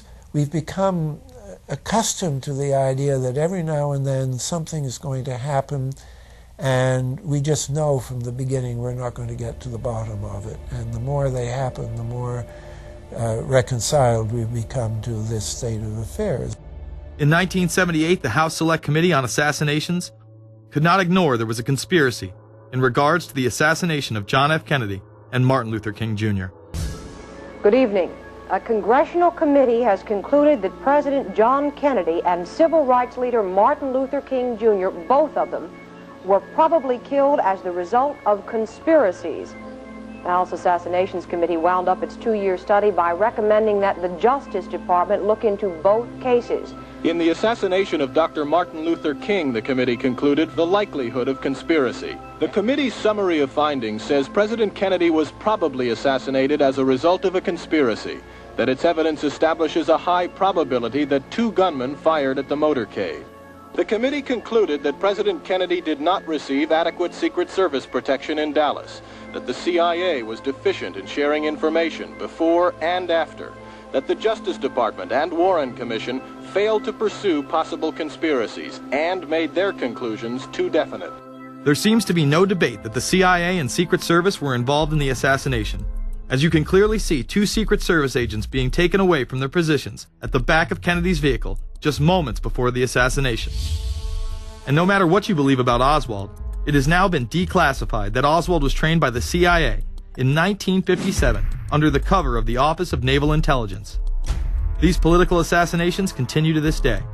The 11-person jury in the inquest must decide if these stills, never before seen of Diana in the Mercedes and then the crash, are the frantic moments after a tragic accident or the aftermath of a calculated murder. Mr. Al-Fayed? Mohammed Al-Fayed, Dodi's father, has long since made up his mind. I believe that my son and Princess Diana have been murdered by the royal family. He claims Diana was pregnant and about to announce her engagement to his son, an embarrassment so great, he says, that Prince Philip commissioned British Secret Service to kill the couple. Assassination is an option when the ruling class can identify an enemy who cannot be compromised. But how do they bend the population's will to do their bidding? Well, a false flag operation is one in which the attacker carries the flag of someone else. It's usually a military operation, and the purpose, of course, is to create the impression that the attacker is someone else. They want to create negative public opinion against the nation whose flag was being used. Or they may even not use a flag at all. This sort of thing is done all the time, and it's certainly not unique in history. I think we've been seeing a lot of it lately. Americans are easily motivated by false flag operations, and I think it's inevitable that we will see false flag operations in the near future. It is used in order to seize power at an accelerated pace. A very well-documented modern example of this is the Tonkin Gulf incident. There were two sets of Tonkin Gulf incidents. The first one on August 2nd were real but trivial. The second on August 4th, 2 days later, were the ones to which we actually sent planes off in retaliation and were, in theory, much bigger, a torpedo attack on a U.S. destroyer, but in fact it never happened. When McNamara visited Vietnam, he confirmed the Tonkin Gulf incident never occurred, and once again, we were lied into war. To this day, I don't know what happened on August 2nd and August 4th, 1964 in the Tonkin Gulf. The general provided the answer, saying his Navy attacked the Maddox on August 2nd, but on the 4th, nothing happened. There was absolutely nothing, he said. We know for a fact now that NSA and CIA both falsified their reports up to Johnson on that day to make it look as if there had been an attack. Upon the fall of communism, a new threat had to be established in order to maintain their military-industrial complex and keep the people in fear of invisible enemies. More modern examples of this have been used not only to start conflicts abroad, but to instill fear in large populations in order to demonize groups and further erode civil liberties. The majority of people still believe that Timothy McVeigh was a right-wing extremist who bombed the Oklahoma City building with a Ryder truck because he was upset with the government. People close to the event told a very different story. A local congressman believes that convicted bomber Timothy McVeigh and his accused co-conspirator Terry Nichols are not the only ones involved. The Oklahoma State Representative Charles Key produced a videotape featuring witnesses who claim to have seen Timothy McVeigh with another man the morning of the bombing. He was wearing a ball cap. Timothy McVeigh had his on backwards, which just like this. It was on his head. The other gentleman had his on like this. In fact, the FBI had actively pursued John Doe No. 2 in its initial investigation, then denied his existence altogether. There were also multiple reports that explosives were found inside the Murrah building. The Justice Department is reporting that a second explosive device has been found in the AP Murrah building in downtown Oklahoma City. Mike, you're still with us, aren't you? Yes, I am, and I might tell you in addition to that, in fact, what we were told at the scene a few minutes ago was that, in fact, 2 different explosive devices were found in addition to the one that went off. The second explosive was found and defused. The third explosive that was found, and they are working on right now as we speak, I understand, both the second and third explosives, if you can imagine this, were larger than the first. Bomb squads were actually caught on video pulling into the building to retrieve these devices. They'll back that trailer down there, and the bomb squad folks will go in, and they will use that trailer. You see the bucket on the back there, this is how they would transport the explosive device away from this populated area to try to do something with it. I just took a look down the street at the Murrah building again. I see another bomb truck going, so apparently they're going to try to get out that third bomb that's been talked about. This was even confirmed by the governor at the time, Frank Keating. One device was deactivated. Apparently there's another device, and obviously whatever did the damage to the Murrah building was a tremendous, very sophisticated explosive device. Members of the ATF who would have normally been in the building were tipped off prior to the bombing. He saw what appeared to be a police bomb squad truck near the Murrah building 2 hours before the blast. It had a shield on the side of the door, and it said bomb disposal or bomb squad below it, and I really found that interesting. Another witness who spoke to ABC News on the condition of anonymity will tell the grand jury tomorrow he was told by an ATF official agents working in the building had been warned in advance not to come to work. He just came out and told me that the ATF wasn't in the building that day. They'd been tipped by their pagers not to come to work, which I was flabbergasted. McVeigh would even claim in a letter written to his sister, which was published by the New York Times, that he was actually recruited for black operations, which included smuggling drugs into the United States, as well as assassinations. One may brush this off as the ravings of a madman. However, McVeigh was filmed at the Camp Grafton military facility in North Dakota on August 3, 1993. McVeigh's official records state that he was discharged over a year prior from the Army Reserve in May of 1992. Perhaps even more interesting, is that Camp Grafton was specializing in training troops in explosives and demolitions at the time. When all was said and done, the security tapes reported to have captured the entire thing on video were rounded up and classified. In 2009, they were finally released, and magically none of them caught the bombing. The excuse being they were all having their tapes changed at that exact moment. This event would be labeled domestic extremism, which was used to demonize critics of world government, militias, and create fear within the populace. Muslim extremism seemed to show its ugly face in then unprecedented fashion on February 26, 1993. A truck bomb had gone off in the parking area of the World Trade Center. Luckily, the bombers failed to follow instructions and parked the truck carrying the explosives against the main support column. What is not discussed, however, is the bomb was actually built by an FBI informant under the supervision of the FBI. Ahmed Salam, a former Egyptian army officer who had been doing undercover work for the FBI, was the man who actually built the bomb. When he was told that he would have to use real bomb-making material instead of harmless substitutes, he became suspicious and began taping his conversations with FBI officials. Last winter, the FBI was praised for its speed in cracking the case of the World Trade Center bombing and bringing 4 suspects to trial. Now, there is some evidence that the FBI may have known of the plot in advance through an informant and might even have stopped the bombing that killed 6 people. Notice the media emphasizes that they might have been able to stop it. They then gloss over the fact that the bomb was built by their agent under FBI supervision in conjunction with the district attorney. FBI agents might have been able to prevent last February's deadly explosion at New York's World Trade Center. They discussed secretly substituting harmless powder for the explosives, but they didn't, according to the FBI's own informant, Ahmed Salam. Unbeknownst to the FBI at the time, Salam recorded many of his conversations with his handlers. The actual recording where Salam discusses this with his FBI handler John Antisev was released years after the trial. You got paid regularly for good information. I mean, the expenses were a little bit out of the ordinary, and it was really questioned. Don't tell Nancy I told you this.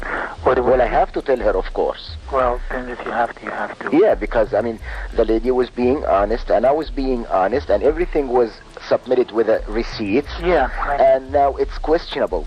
It's not questionable. It's like a little out of ordinary. Okay. You know. All right. I don't think it was. If that's what you think, guys, fine. But I don't think that, because we was start already building the bomb, which is went off in the World Trade Center. It was built by supervision from the Bureau and the DA, and we was all informed about it, and we know that the bomb start to be built. By who? By your confidential informant. What a wonderful, great case. Following the convictions of the Muslims who were too inept to make their own bomb and park the vehicle in the proper area, Salam was pulled into the FBI's Witness Protection Program, where he has never been heard from again.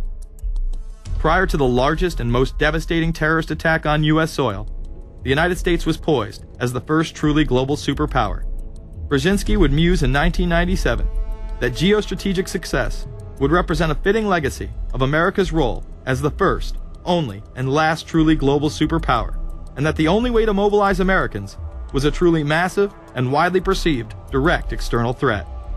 In September of 2000, a neoconservative think tank called the Project for a New American Century echoed Brzezinski's statements, saying the United States is the world's only superpower, combining preeminent military power, global technological leadership, and the world's largest economy. An engine for New World Order ideals, members of PNAC included Dick Cheney, Donald Rumsfeld, Jeb Bush, Scooter Libby, William Kristol, and Paul Wolfowitz. Describing the difficulty in projecting force, they write the process of transformation is likely to be a long one, absent some catastrophic and catalyzing event, like a new Pearl Harbor. This takes us full circle to the September 11th attacks of 2001. In my previous film, Fabled Enemies, I expose in great detail the Saudi Arabian, Pakistani, and Israeli connections in conjunction with this international intelligence operation. In the early 1980s, bin Laden worked with operatives from U.S. intelligence, the Pakistani military, and Arab states. They ran a wide-ranging covert network that recruited and financed Muslim fighters to battle the Soviet army. The hijackers that were trained at U.S. military installations and protected by the FBI and CIA. The military exercises leading up to 9/11, and those that took place as the attacks occurred. Open line.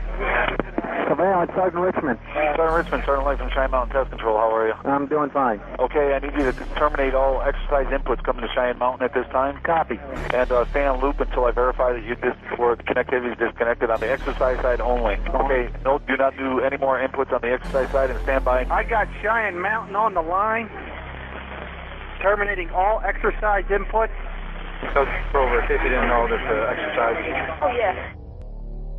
The Black Ops program, Able Danger, and the shadow government involvement.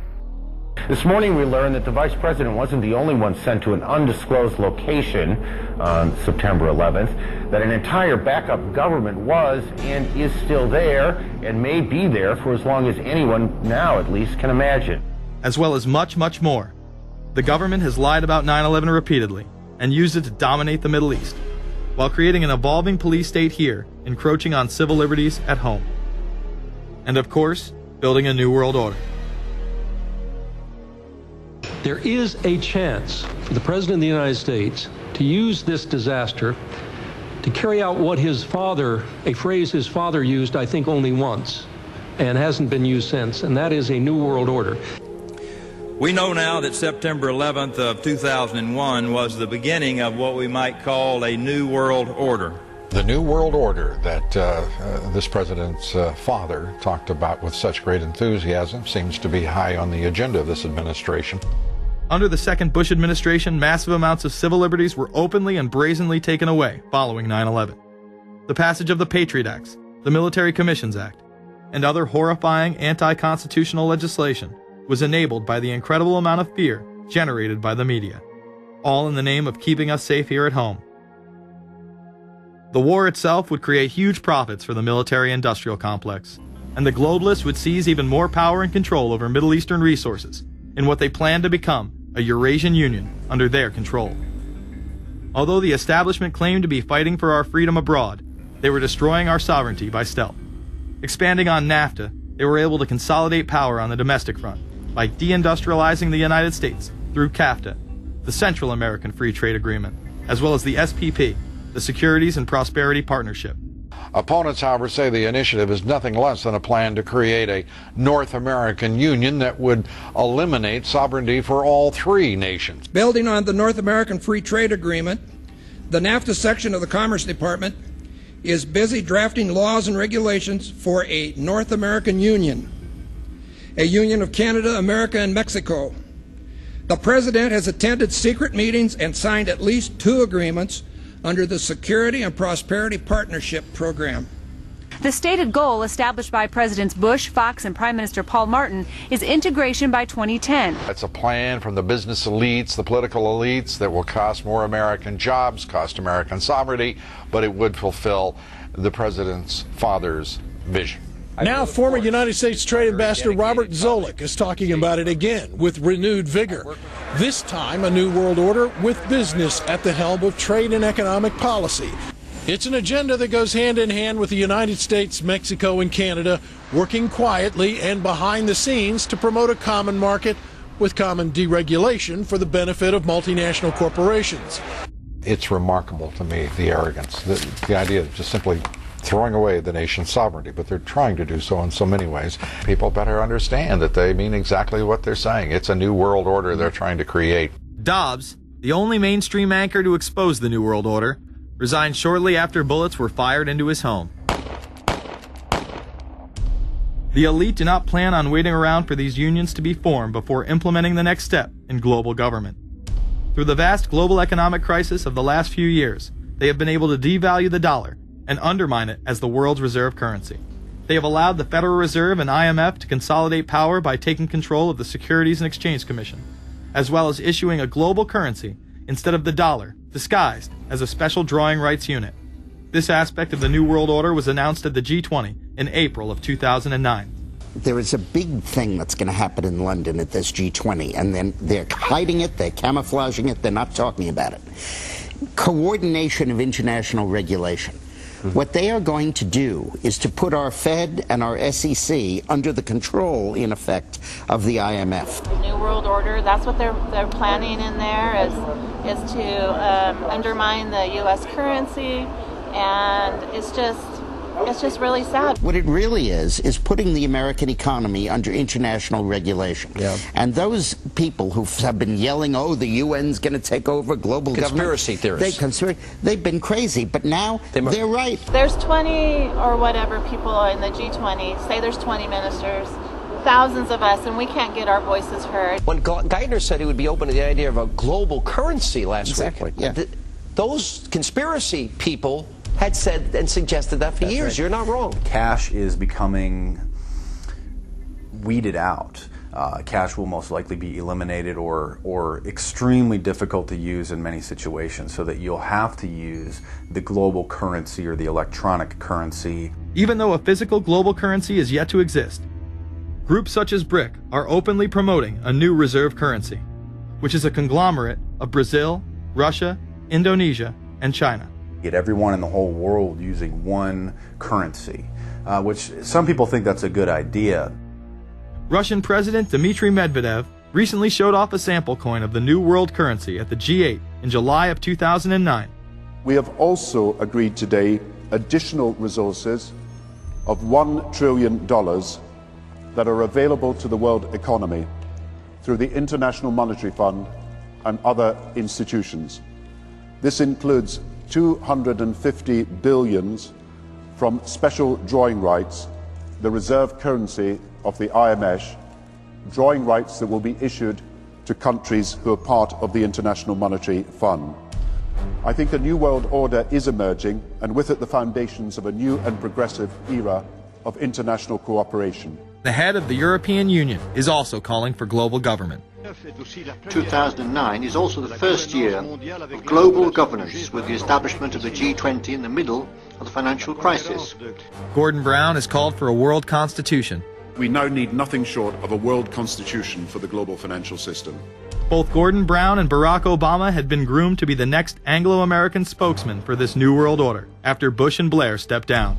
Here is Gordon Brown in front of the CBI prior to him being chosen to become Prime Minister. And it's only now that we can begin to understand that the world order that globalization brings and what it's going to look like. But what does the new world order mean for countries like ours who are looking to succeed? And the question for us is how we meet and master all these challenges to ensure that Britain enhances its competitiveness in the process and realizes what I believe is our destiny of success in this new world order. A new world is emerging. It is a new world order with significantly different and radically new challenges for the future. President Barack Obama has also espoused similar views on globalism. Here he is in Berlin, Germany, in July of 2008, in what media have dubbed his New World Order speech. Well, there have been extraordinary scenes in Berlin tonight as thousands of people gathered to hear Barack Obama deliver key foreign policy speech on his current European tour. The Democratic presidential hopeful laid out his vision for America's place in a new world order. In this new world, such dangerous currents have swept along faster than our efforts to contain them. And that is why we cannot afford to be divided. No one nation, no matter how large or powerful, can defeat such challenges alone. But the burdens of global citizenship continue to bind us together. In this new century, Americans and Europeans alike will be required to do more, not less. Partnership and cooperation among nations is not a choice. It is the only way, the one way, to protect our common security and advance our common humanity. That is why America cannot turn inward. That is why Europe cannot turn inward. America has no better partner than Europe. Now is the time to build new bridges across the globe as strong as the one that binds us across the Atlantic. Now is the time to join together through constant cooperation and strong institutions and shared sacrifice and a global commitment to progress to meet the challenges of the 21st century. Barack Obama also became the first sitting president to ever become the chair of the Security Council for the United Nations, which only further cites his allegiance to world government.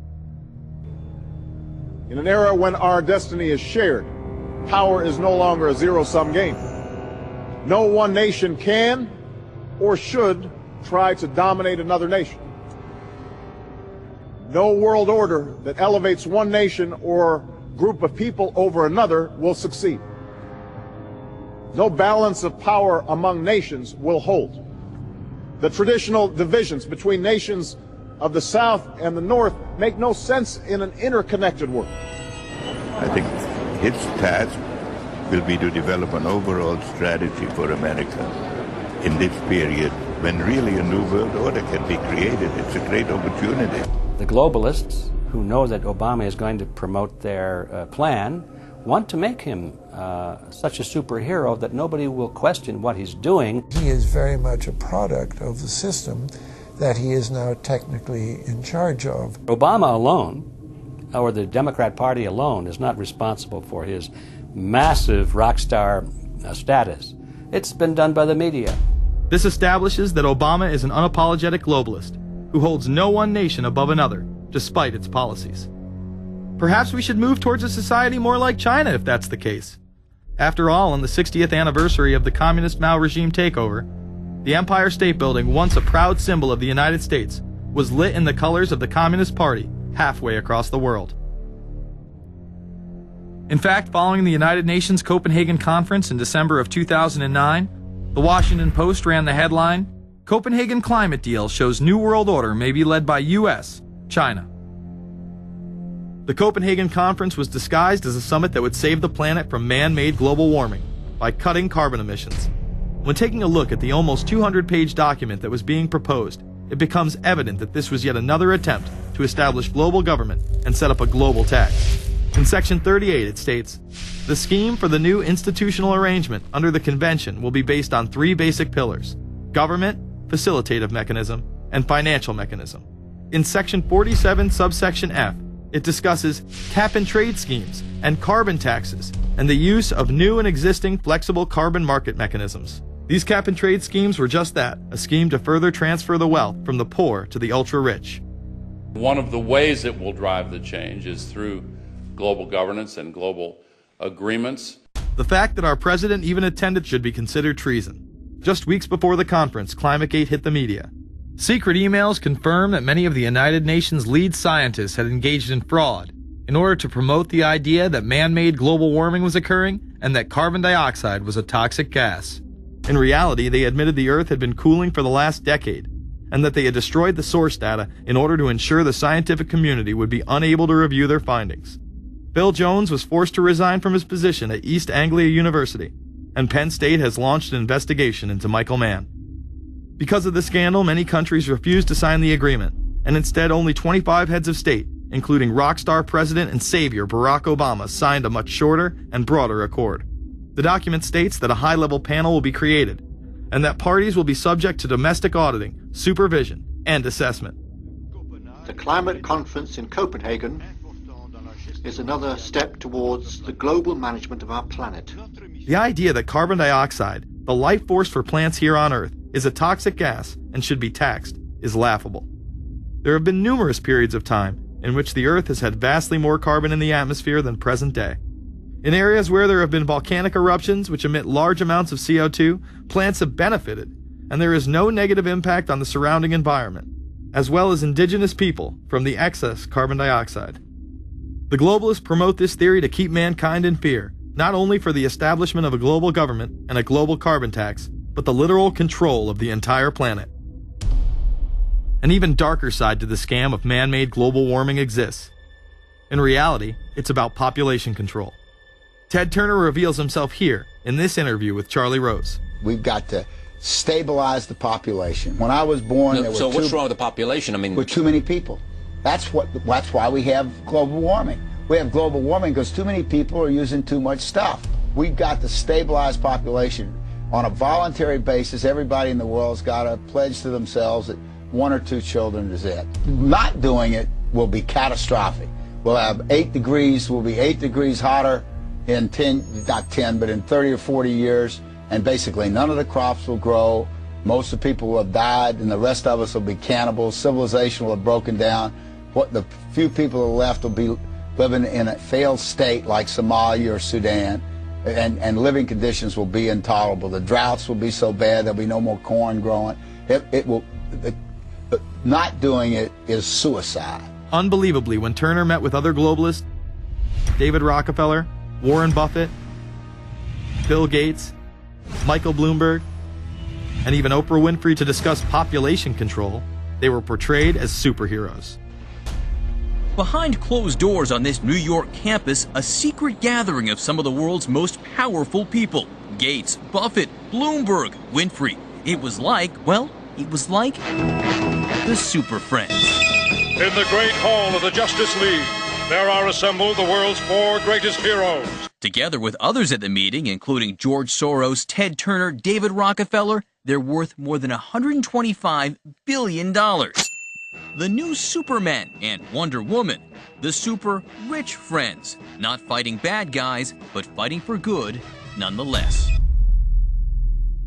Would a superhero call for a one-child policy? Would a superhero call for population control?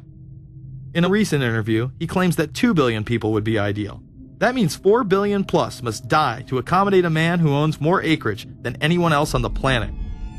Let's not forget that Ted Turner is the president of the United Nations Foundation. There are countless examples of how we are being indoctrinated to accept these kind of conditions and believe that man and his activities are the problem. From the promotion of climate cops, we're the carbon cops and we're on the lookout for energy wasters, to phony liberals and conservatives getting together to promote climate change. Hell, let's face it, we're polar opposites. We couldn't be further apart. I'm on the left, and I'm usually right. And we strongly disagree. Except on one issue. Tell them what it is, Reverend Pat. That would be our planet.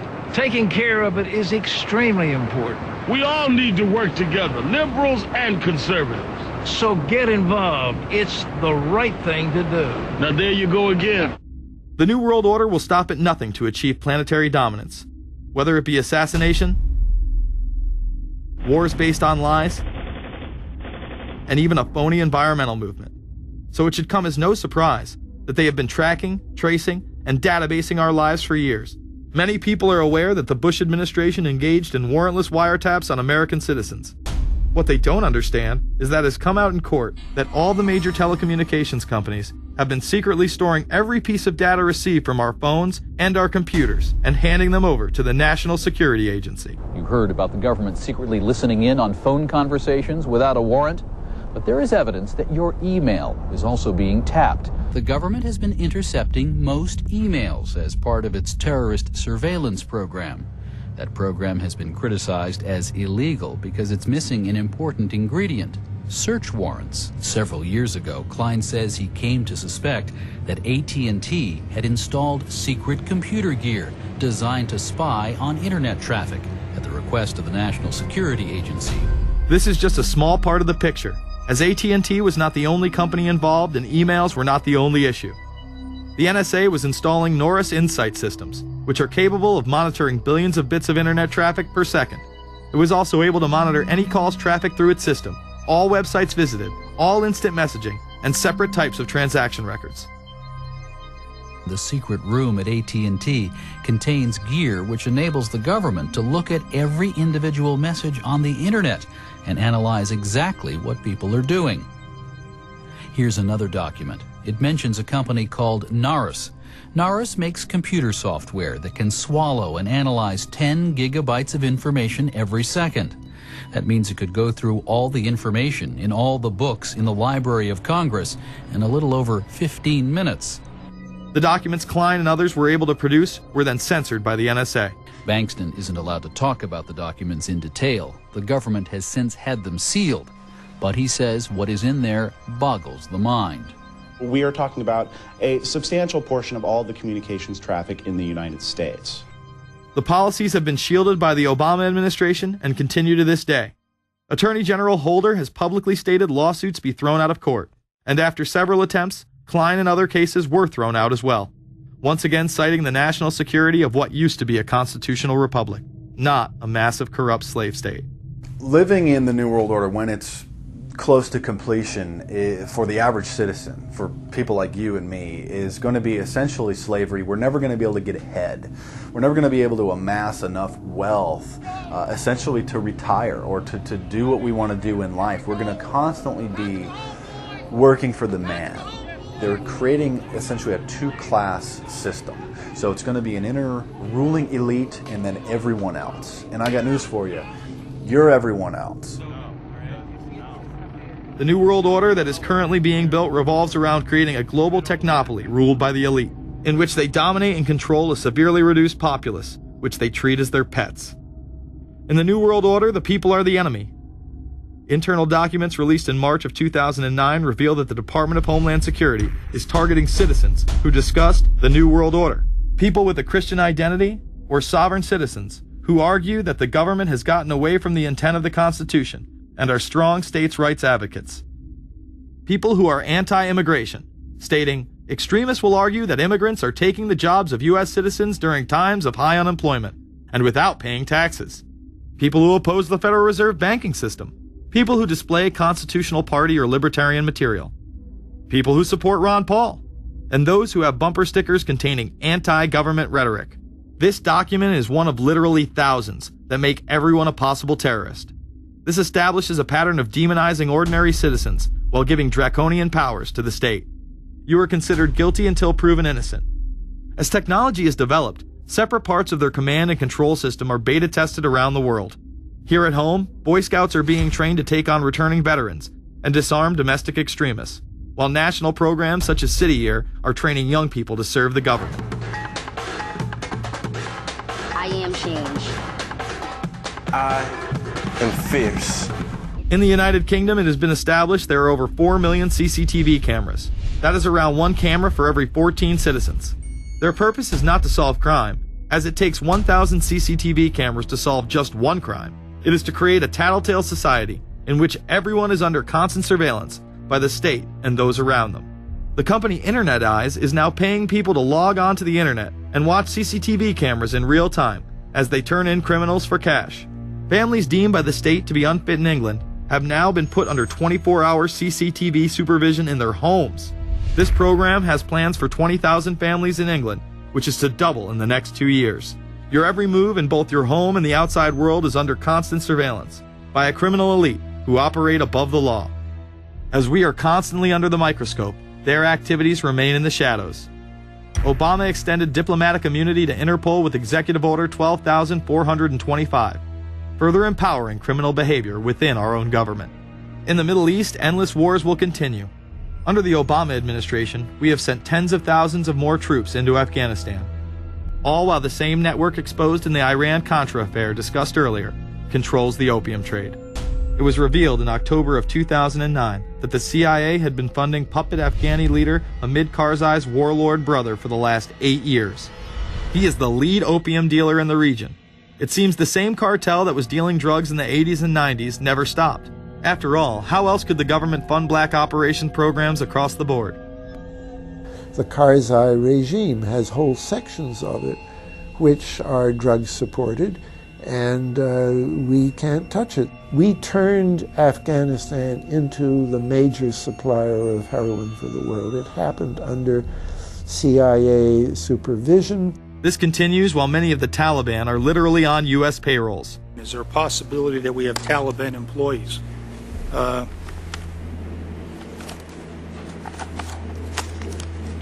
commander in the field, or I should say the COCOM commander, General Petraeus, has made it a conscious effort to, as part of his coin strategy, to hire local nationals. I can't talk in this forum, nor am I the qualified guy to talk about it, but there is no doubt in my mind, one day you're on one side of the ledger, the other day you may be on the other side of the ledger. Biometrics have been instituted in both Afghanistan and Iraq, where individuals are subject to fingerprint devices, iris scanners, and electronic databases to screen local residents as well as DNA tests. This includes anyone within the populace of a combat zone. Someone has to go out there with the biometric registration equipment, take your iris scans, take your scans and get you registered in the system like that. As scary and tyrannical as these systems seem to be, none may be as dangerous as the implantable RFID microchip. Through various pretenses, including terror, security, and entertainment, the chip has been promoted and integrated into society. In 2001, following the 9/11 terrorist attacks, the Jacobs family became the first family to be injected with microchips in front of a live television audience.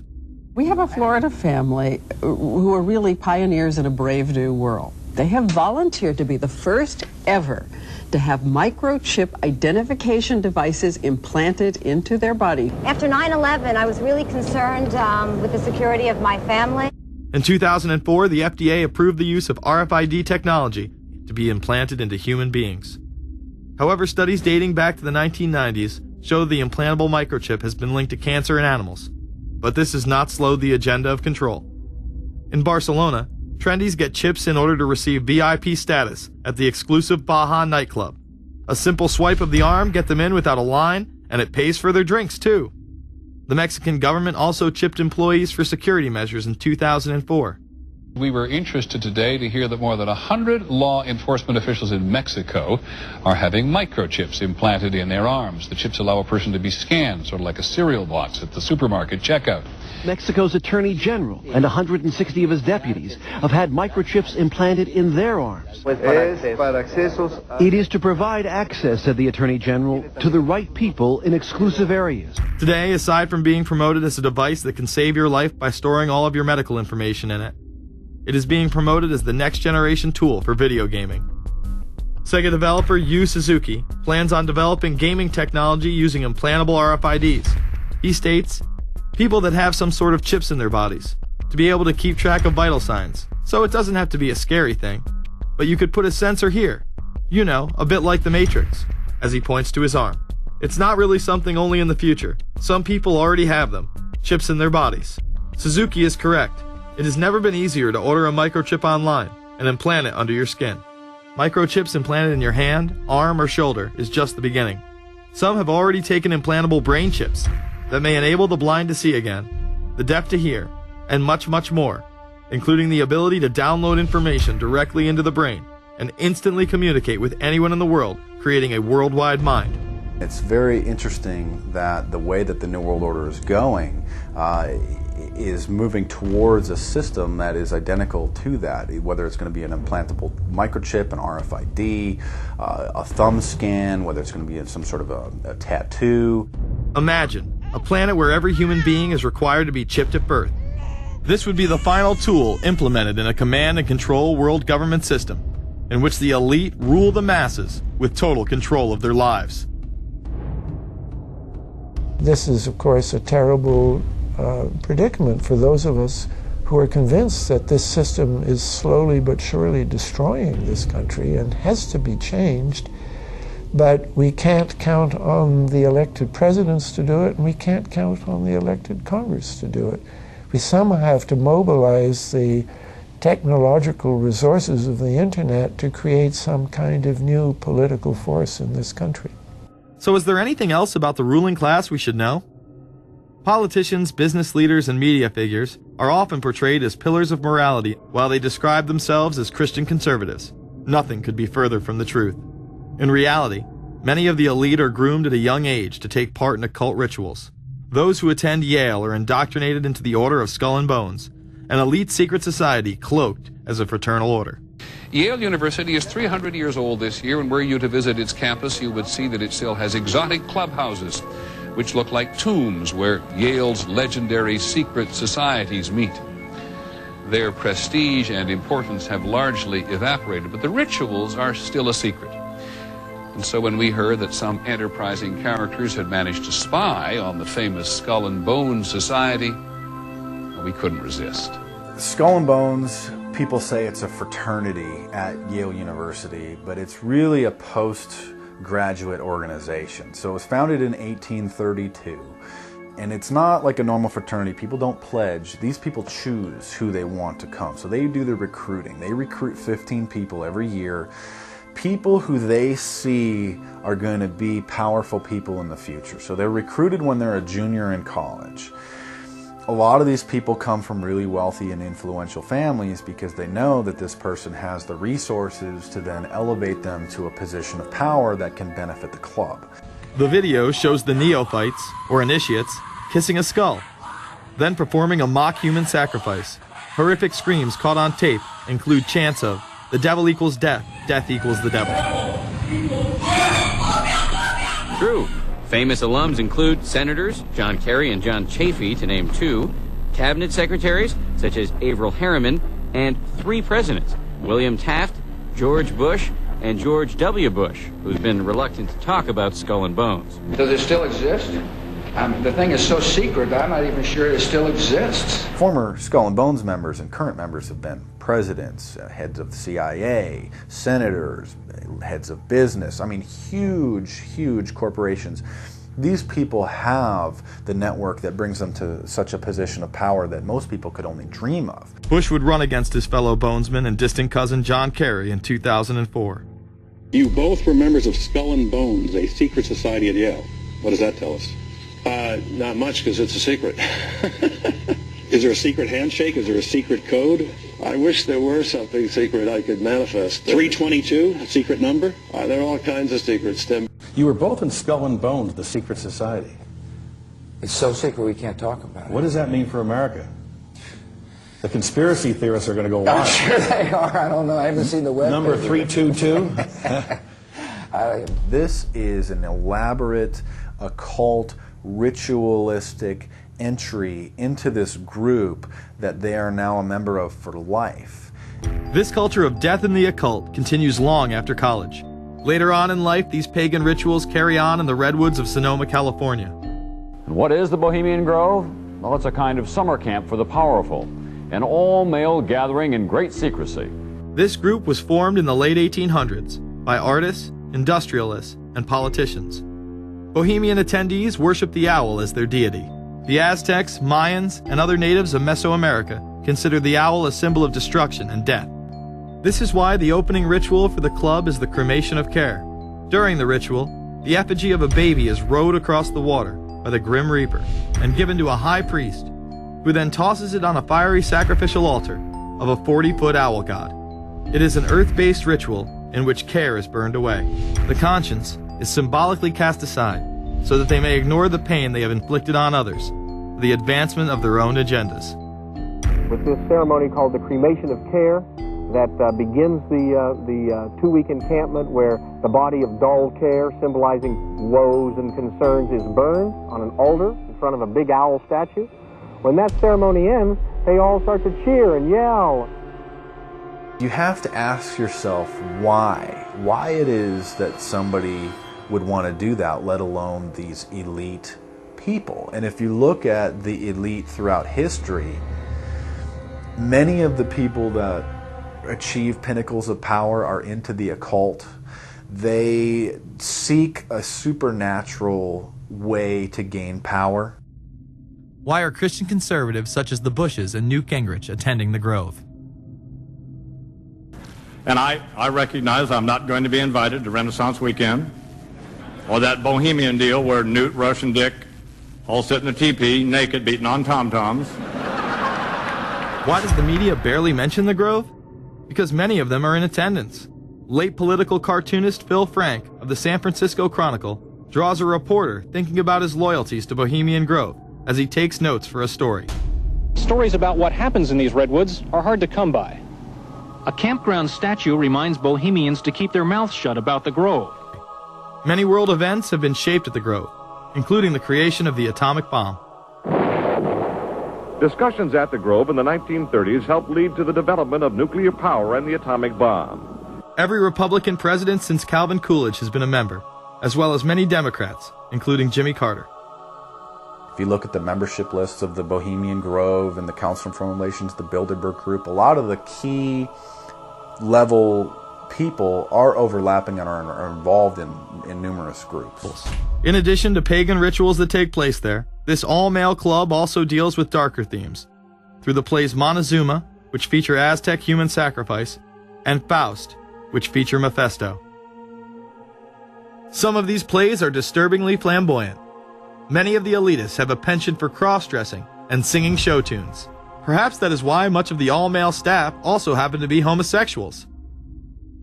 Well, each year, many of them seem to have a stunt or try to come up with a stunt. Last year, in 1980, the popular button was Free the Fortune 500. Bohemian Grove that I attend one time at a time. It is the most faggot goddamn thing you will ever imagine. In 2004, the New York Post reported that gay porn star Chad Savage would be servicing moguls at the Bohemian Grove. In recent years, several politicians have been outed in scandals, including Senator Larry Craig, who tried to solicit sex from an undercover officer in 2007. Even more shocking, it was revealed in 2004 that right-wing blogger James Guckert, who had unprecedented access to the White House during the Iraq War, was actually Jeff Gannon, a madam and male prostitute for MilitaryStuds.com. During his 2 years writing for GOP USA and Talon News, Gannon officially made over 200 appearances at the White House. Oddly enough, over 24 of these visits would take place when there were no scheduled briefings. He failed to check in or out with the Secret Service on many other occasions, coming and going as he pleased. These type of activities are not new to the White House. In 1989, headlines involving callboys in the White House rocked the cover of the Washington Times. The Washington Times reported today that unidentified White House aides in the Carter, Reagan, and Bush administrations now are being investigated for using the services of a callboy ring. The paper reports that 2 of the male prostitutes were given a late-night tour of the White House last year. Hundreds of credit card receipts obtained by the Washington Times confirm that its clients were key officials of the Reagan and Bush administrations, military officers, congressional aides, and U.S. and foreign businessmen with close social ties to Washington's political elite. This ring extended beyond the White House and into Congressman Barney Frank's bedroom. Barney Frank, one of 2 openly homosexual members of Congress, acknowledged having used a male prostitute, whom he then hired as a personal employee. The man had keys to Frank's basement apartment on Capitol Hill. Frank paid him approximately $20,000 out of his own pocket to be his housekeeper and driver. But as first reported in today's Washington Times, the man was on probation for sex crimes and a drug conviction, and he ran a prostitution business out of Frank's home. Although Frank tried to claim ignorance, Stephen Goby, the prostitute in question, claimed that Frank was completely aware of what was going on, and was even receiving free and discounted sexual services. The fix seemed to be in. Frank was threatening members of Congress to remain silent prior to being exposed in this sex ring. Massachusetts Democrat Barney Frank, a homosexual, threatened to expose fellow congressmen he knew to be gay unless they stopped spreading rumors. Questions stopped, and Frank walked away with a slap on the wrist. Some members of the Ethics Committee were disgusted. Do we tolerate, do we condone a member of this body who knowingly permits a house of prostitution to be operated out of his residence? You have just heard one of the most edited, selective garbage that has ever been put forth, in my opinion, in this House. Again, we see people of the highest levels of power involved in the most repulsive and decadent of crimes. They couldn't care less about the code of conduct that's taught in all major religions about treating others the way that you want to be treated. And then they masquerade, they put this false front on that they're like everybody else, because your average person wants to do right, believes in some sort of a karma, believes in some sort of a divine justice in the universe. And so these people need to put on this front that they're like the average Joe in middle America, that they go to church every once in a while, and that they believe in an afterlife and a divine justice. And so they have to put on this front that they're like everybody else in order to get elected and to be accepted and to not have people look at them suspiciously, because if somebody goes around and openly admits that they were an atheist or that they were of some obscure religion, people aren't going to throw their support behind them as much, and they're not going to trust them as easily. The reality of this behavior is never revealed to the public, as the media keeps any revelations quiet. Unfortunately, these type of activities continue to this day. Florida Congressman Mark Foley chaired the House caucus on missing and exploited children, and went on television praising Chris Hansen's To Catch a Predator series. The Dateline piece has probably done more than any law we can create. Foley was later caught attempting to have sexual relations with numerous underage pages. Congressman Mark Foley, the man who championed the Child Protection Act of 2006, resigned after inappropriate emails and instant messages surfaced that he sent to former congressional pages. Once more, no charges were even filed.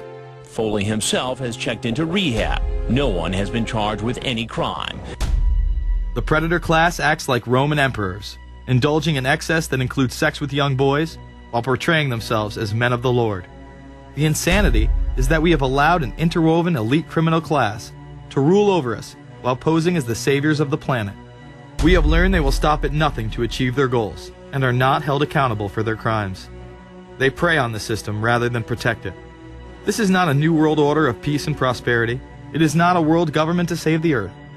During difficult times, we must remain ever vigilant against seemingly positive solutions imposed to suit their aims. Crises there will continue to be.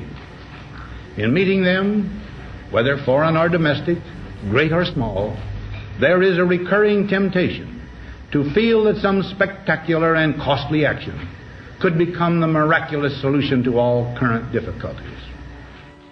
We are threatened by a superclass that control the flow of information and hide technology from the public. The prospect of domination of the nation's scholars by federal employment, project allocations, and the power of money is ever present and is gravely to be regarded. We must also be alert to the equal and opposite danger that public policy could itself become the captive of a scientific, technological elite.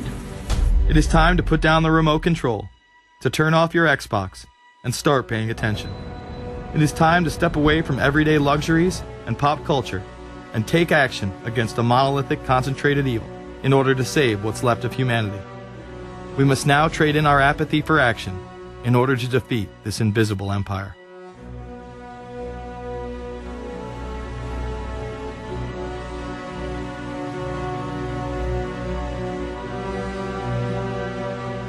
How set up are we to deal with this new world order? I think we're going to hear a lot about that today. Let's take the New World Order. It's an interesting phrase. I've been thinking a little bit about the structure of the world, right? The New World Order, as everybody says. The peace could yield to the pernicious New World Order. The New World Order. The New World Order. The New World Order. The New World Order. This New World Order. Stay fixed on your goal of imposing the New World Order. We kept talking about a New World Order. A New World Order. That's what we need now. A new world order with swing. One war and one victory doth not a new world order make. Conservatives used to believe in the United States of America rather than the United States of the New World Order. The ambition to create a new world order. Whose world order is this? And of course what he called it was the New World Order. Respect for a new world order. We can see a new world coming into view, et cetera, et cetera. That's the core of the New World Order that we want to try to build. It's the sole superpower, New World Order. New World Order. A new world order. To a new world order of peace. Let's say a new world order, for want of a better term. Entities of the new world order. The whole concept of new world order is something else. It really says that the state is God. The state will play a bigger role in the economy. New order. What Wilson wanted was a new world order, not just a new world order. In order to compete in the New World Order. Compete in this new world order. This is the third leg of the New World Order. We had the World Bank, we had the IMF, and now we had the World Trade Organization. A rigid New World Order. This hoped-for new world order. Constructing a new world order. In the new world order of the 21st century. The new world order we're going to put in place in this new world order. In this new world order. The patriots in this country are not going to see their rights diminished in order to create a new world order. That President Bush has described as a new world order, which we all share that same desire. A new world order is surely in the making here. Are we ready for the new world order?